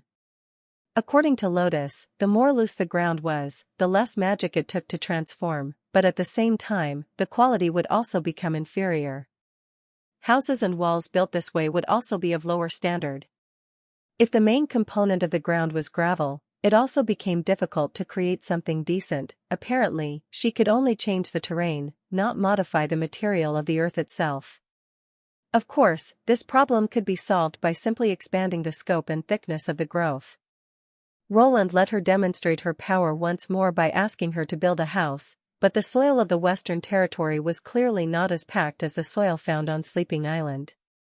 The earthen house which directly rose out of the ground pressed together several times before it finally formed a building with spaces for a window and an archway, but to make this possible the final wall's thickness needed to reach 0.5 meter. After the completion of the house, it looked like a simple and crude cave and could only fulfill the most fundamental demands for a living place. Compared with the arrangement according to the compact architecture of a brick house, it fell short by a lot. But then again, living in a house cave was much better than living in a wooden sheet with air leaking in all over the place. At least in winter, with a brazier and a Kong, this house cave would become warm. So, in case he wasn't able to build enough brick houses before the arrival of the months of demons, he could still temporarily use those cave houses. The last part of the test was the summary of the examination. Lotus' ability belonged to the summoning type. She possessed no branching ability, and her ability to shape the terrain was effective within a 5-meter range. During her casting, it was easily affected by the power of a god stone of relation, but the moment the land had been transformed it wouldn't shrink back after. How is her magic level? Roland asked. It looks like a brown cyclone, with a very dense center. Compared to the other witches, her magic level is superb, Nightingale said. It is relatively close to leaves. Consumption? When raising the ground level it isn't bad, she said while looking towards the bulging stone wall at the foot of the North Slope mountain. However, when using her magic to transform the earth it rapidly declines. I'm afraid she will only be able to maintain it for 1 or 2 double hours. Roland nodded. Lee's amount of magic power was the third most within the Witch Union, second only to Anna and Soraya. After all, having enough magical power was the premise to continually putting one's ability to use. Of course, there was also cases like Nightingale and Lightning, who had abilities with a low power consumption and thus even with a small magical source they could still activate their ability during the whole day without facing any difficulty. After recording the information within a book, Roland began the test of the second witch. Who wants to be next? I. Honey raised her hand. Seeing her enthusiasm, Roland smiled. All right, then let me see your ability first. The girl named Honey was of a similar size, even somewhat shorter than Lotus. She had passed her day of adulthood just in the previous winter and seemed to have a very lively temperament. She had a head full of short fluffy curling brown hair, which resembled some fried dough twists. Her skin was slightly darker, and around her neck, wrists, and ankles she wore chains of animal teeth. Her primary ability was called Beast Tongue, which allowed her to tame all animals inside her range. With it she could tame animals from all species that would carry out her orders afterwards. However, the extent of the command wasn't allowed to go over the ability of the animal, and after the task was fulfilled the taming effect would automatically be lifted, or it could be lifted beforehand out of her own initiative. Furthermore, Honey also had a fascinating branch ability, Animal Messenger. With it she was able to pass the taming command from one animal to another until it reached the target animal. For example, if there was only a bird around her, she could let it seek for a more powerful animal to serve her. Perhaps a grown cat, maybe a ferocious eagle. This process couldn't be controlled by her, making the final result somewhat uncertain. However, no matter if it were her primary or her branching ability, both were directly influenced by the God Stone of Retaliation. Especially animal messengers, a God Stone of Retaliation would immediately erase the instruction so that the animal would be set free. And also, the bigger the animal she tried to tame was, the more magic she would have to spend. According to her own words, could she control a dozen birds at the same time, while in the event that her target was a cow, she would only be able to manage 2 or 3 at a time. The third witch to be tested was Evelyn. She was about 25 to 26 years old, with an accent that typical came from the people of King's City, which gave her immediately a somewhat familiar feeling. According to Tilly's list, Evelyn was able to change low-quality wine's flavor and style entirely according to her preferences, as long as she had tasted it previously before. From the beginning the reason that Roland had chosen this witch was evident, that was to get pure alcohol. Since she can change diluted ale into a delicious wine or fruit wine, liquor shouldn't be a problem for her, right? For this regards, Roland had carefully prepared a few bottles of good wine, with a concentration from 50% until 95%. Even though they were a bit spicy and burned, but as long as you only drank 1 or 2 mouthfuls of it, there shouldn't be a big issue. The crucial point was to let her agree that the transparent liquid that burned the throat was indeed a type of wine. But here in the countryside and under the scorching sun wasn't really a good place to taste wine. They had no access to delicious side dishes, not any ice nor any crystal glass cups.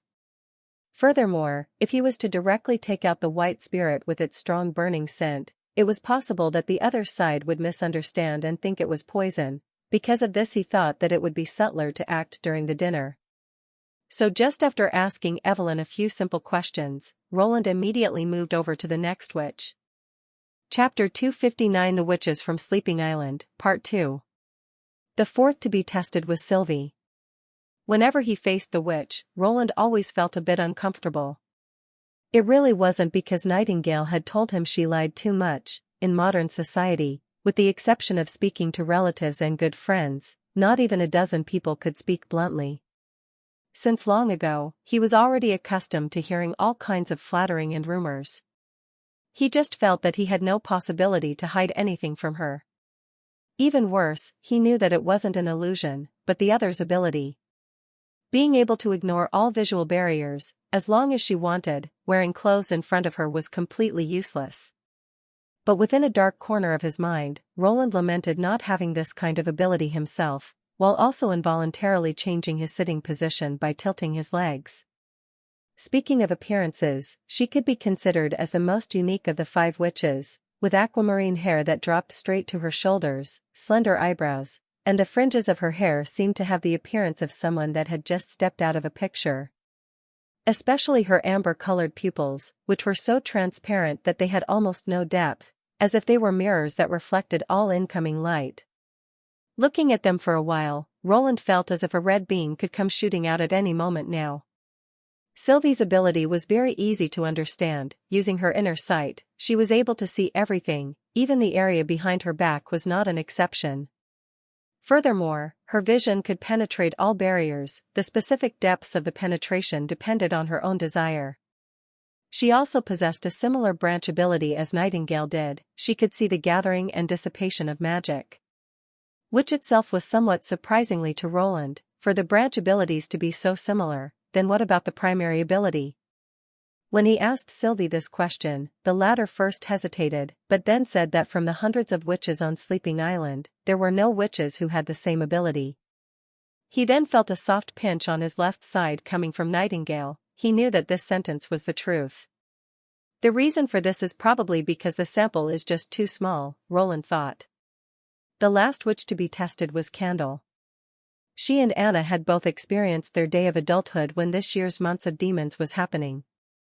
When she was still a minor, her ability could only be used for lighting candles, oil lamps, torches and the like.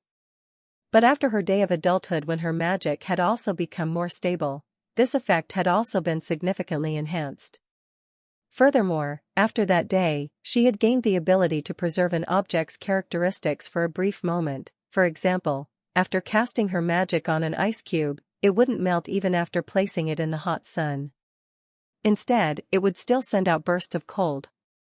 At first glance, this ability seemed to be simply incredible. With it, Roland would be able to do many things he couldn't achieve using conventional means. But after several rounds of testing, Roland had to acknowledge that in the end, her ability wasn't as perfect as he had imagined it to be. First, it belonged to the category of enchanting abilities, which meant that she needed to have direct contact with the target. This limitation made it difficult for Candle to preserve high-temperature objects.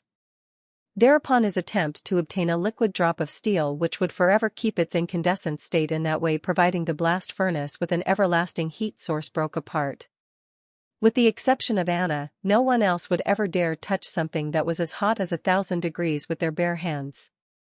And in case the metal was turned into a long and thin iron wire, allowing Candle to keep hold of one end while enchanting the other also led to another problem.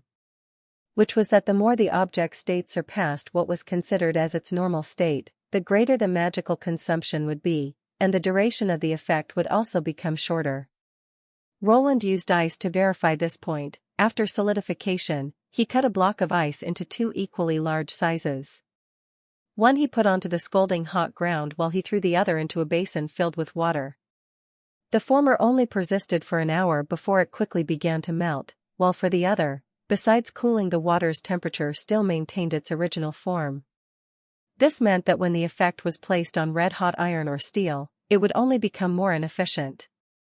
Finally, the volume of the object was also a factor which restricted Candle's ability. Like Hummingbird and Mystery Moon, the greater the size of the object was, the more magic Candle needed to spend.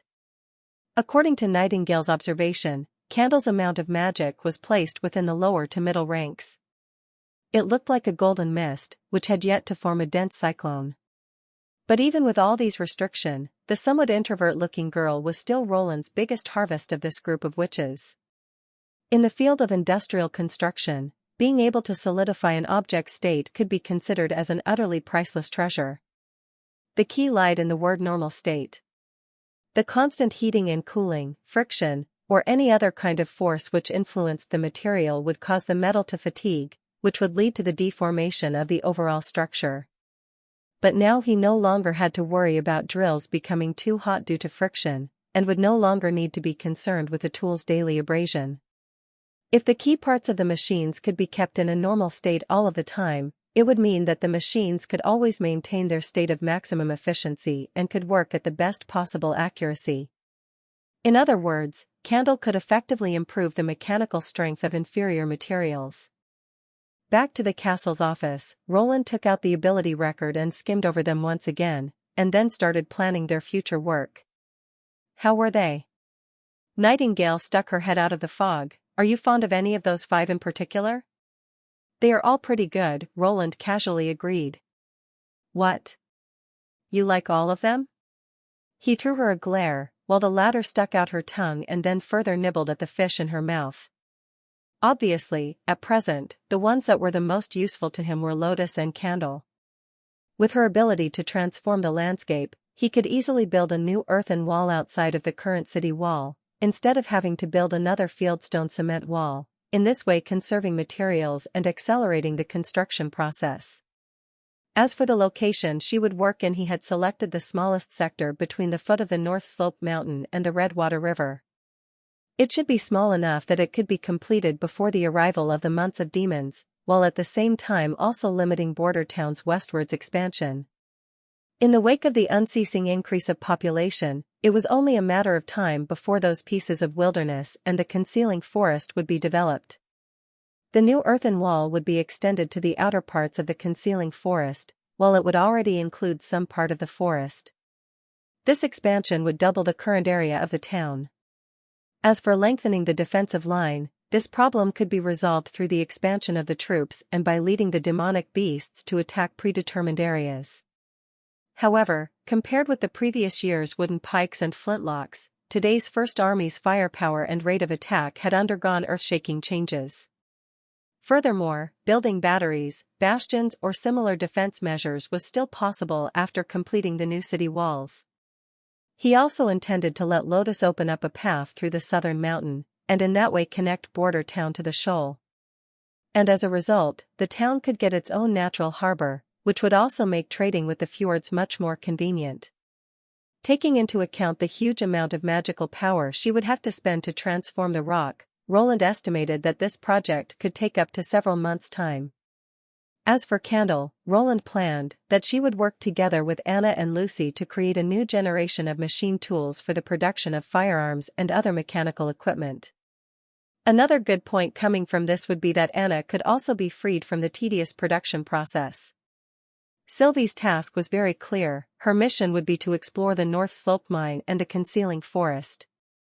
According to the stories from the miners, the North Slope mine was a natural cave with 100 or more channels, from which no one knew where they would end up. By now only 20 of them had been exploited and cleaned up, even though many kinds of ore had already been discovered. In the end, Roland still felt very curious about the credibility of the rumors that the mine was an ancient monster lair. Now that he had gotten hold of a witch who had the ability to see through walls, he desired the completion of exploration of the North Slope mine together with drawing a detailed map. As they explored, Lotus could also adjust the terrain and in doing so increase the mining's efficiency. As for Honey, Roland didn't have a lot of ideas, except for maybe asking her to help him to strengthen his information transmitting system, in this era without any radios. For this, he needed a lot of well-trained birds which could serve as carrier pigeons. It wasn't necessary for them to be as smart as Maggie, it would already be good enough if they could forward the messages as quickly as possible. Chapter 260 Perfumed Soap and Wine. The sun slowly descended behind the western mountains, and the surging heatwave gradually began to vanish. Even the chirping of the cicadas during the summer gradually subsided. However, compared to Sleeping Island, which was enclosed by the ocean on all sides, the castle still seems a bit too hot. Evelyn, covered with sweat, reached the second floor, and the moment she pushed open the door to her bedroom she was enveloped in a burst of coolness. "Today's test must have been hard on you," a woman with black hair, a mature and capable appearance said while showing her a warm smile. "How was it? Did it go smoothly?" Her name was Scroll. Not only was she the oldest witch of the Witch Union but she was also a very kind senior. Although they knew each other only for a day, Evelyn had already experienced the other's care and concern. "I do not know," Evelyn replied with some frustration. The other people were all able to show off their own ability. However, when it came to my turn, His Highness only asked me a few questions before he let me off. "Is it because he thinks I'm useless?"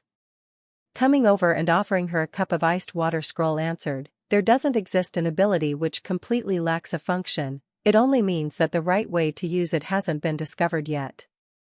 This is something His Highness has often told us, so you do not need to worry about that." "But," she took the cup, started to speak but then stopped. "Are you worried that he might decide that you are useless and because of this you'd be left out?"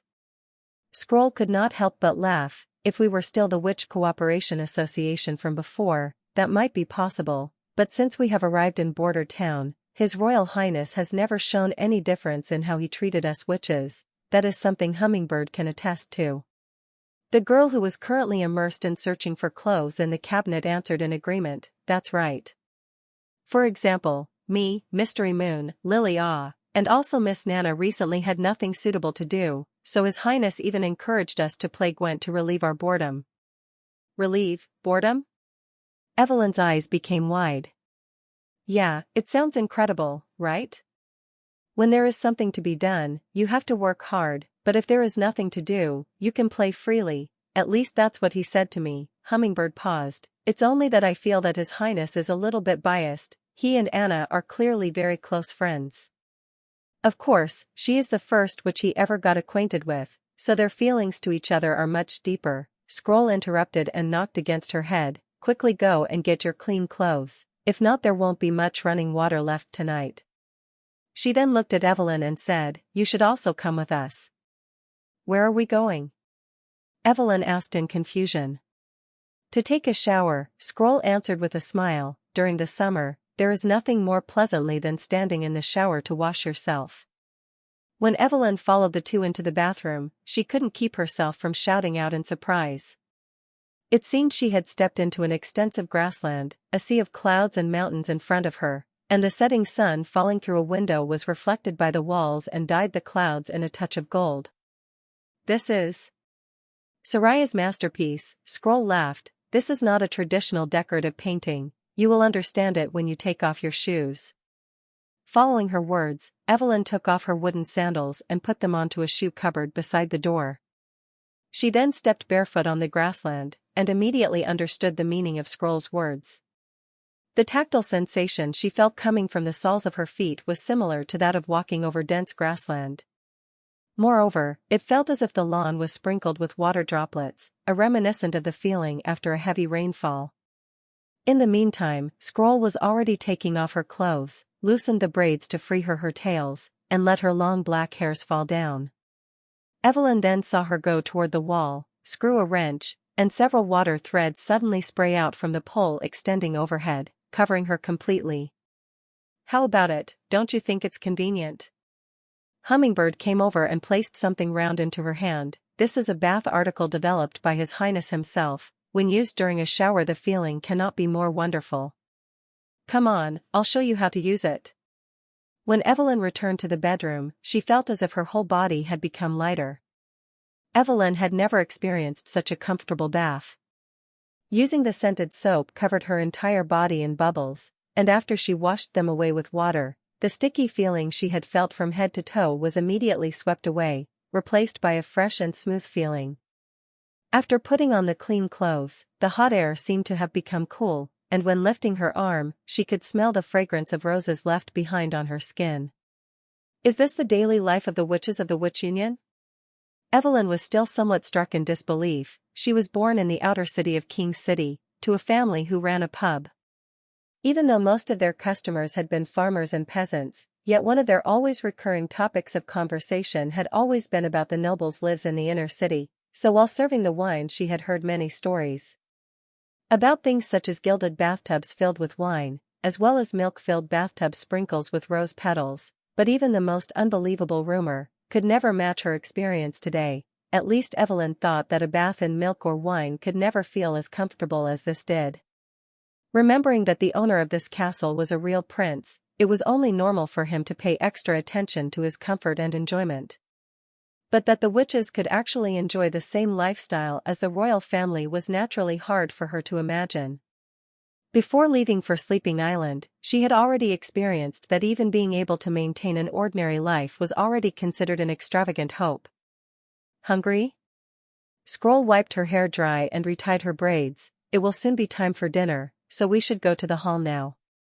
The living room was located on the first floor. The long wooden eating table was filled with all kinds of dishes. Roughly counting, Evelyn saw 6 pots of meat, as well as egg soup, vegetable soup and roasted mushrooms, which was not much worse than yesterday's welcome feast. Waiting until all the other witches had taken their place, they all started together. She soon noticed that apart from the knife and fork, some people were also using a pair of wooden sticks to eat their food. The same was also true for His Royal Highness. The times he picked up the knife and fork was even less than the others, and the way in which he moved his hand while using the wooden stick looked very flexible. The food served at the table also had no big steaks, whole chicken, or ducks. different from the commonly seen food in the taverns. The steak was already cut into many small pieces, while the wild boar legs had already been freed from the bones, allowing it to be eaten by simply picking it up. When the dinner came to its conclusion, the prince suddenly clapped his hands and announced, "I recently developed 2 new things and I plan to spread them around as merchandise, but I'm still not sure about its result. So I want you to try it in advance and afterward give me your opinion." "What is it? Something to eat?" "Alright, I'll try it." "Me too, do." The witches of the Witch Union immediately cried out in approval. Seeing their reaction, Evelyn turned with a shocked look on her face to Scroll, only to see the latter smile and then explain, "His Highness creates some novel things, such as the perfumed soap you previously used, or perfume, chopsticks, ice cream. Before he puts them into production, he will always let us test them first." Cough, cough, the prince cleared his throat. "The first thing is a wine, which compared with the typical ale and wine's taste is much more mellow and rich, but also more intoxicating. Therefore, the minor witches aren't allowed to participate." "Your Highness, this is prejudice." Lightning shouted, "I can drink a lot more than the adult sailors. Even though it is still out of the question." "Oh," the little girl pursued her lips, but Roland was still unmoved and instead told the attendants to serve the good liquor to the adult witches.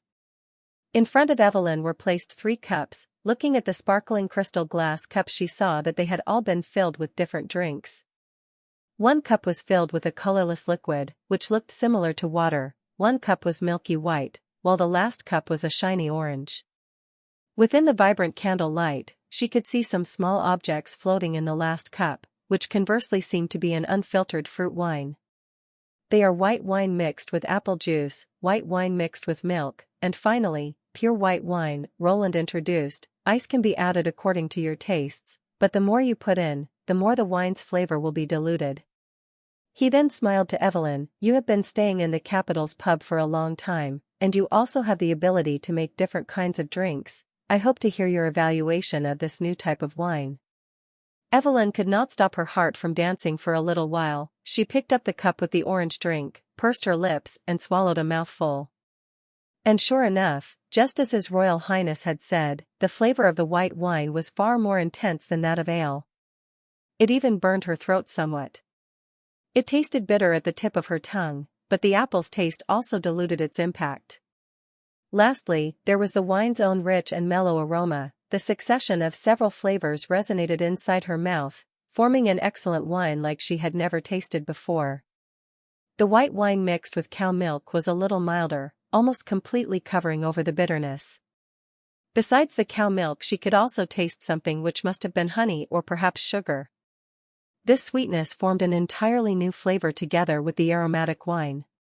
Turning to the last cup, Evelyn's heart was already filled with expectation. She readily took a small sip, then a burning hot sensation immediately rolled all over her tongue and down her throat, just like she had already anticipated it. It had no other flavor, only the pure flavor of wine.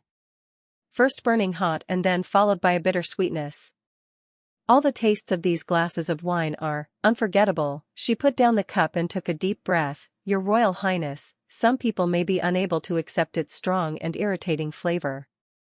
But I think that people who truly love to drink wine will be unable to resist possessing wine with such a mellow and rich flavor." "Is that so?" Roland laughed. "That's good to hear, but it wasn't the case that the cup contained the strongest of white wine. I'm sure that I can improve its rich and mellow flavor even further, so when that time comes I want you to sample it for me again." Did he pick me to test the new wine for him?" Although Evelyn was somewhat confused, she still opened her mouth to reply, "Yes, Your Highness." When the cups and plates were removed, the prince ordered his attendants to bring over a pile of boxes and place them on the long table. "These are my second creations, and also a little present I'm going to give you." He paused. "It is a special piece of clothing,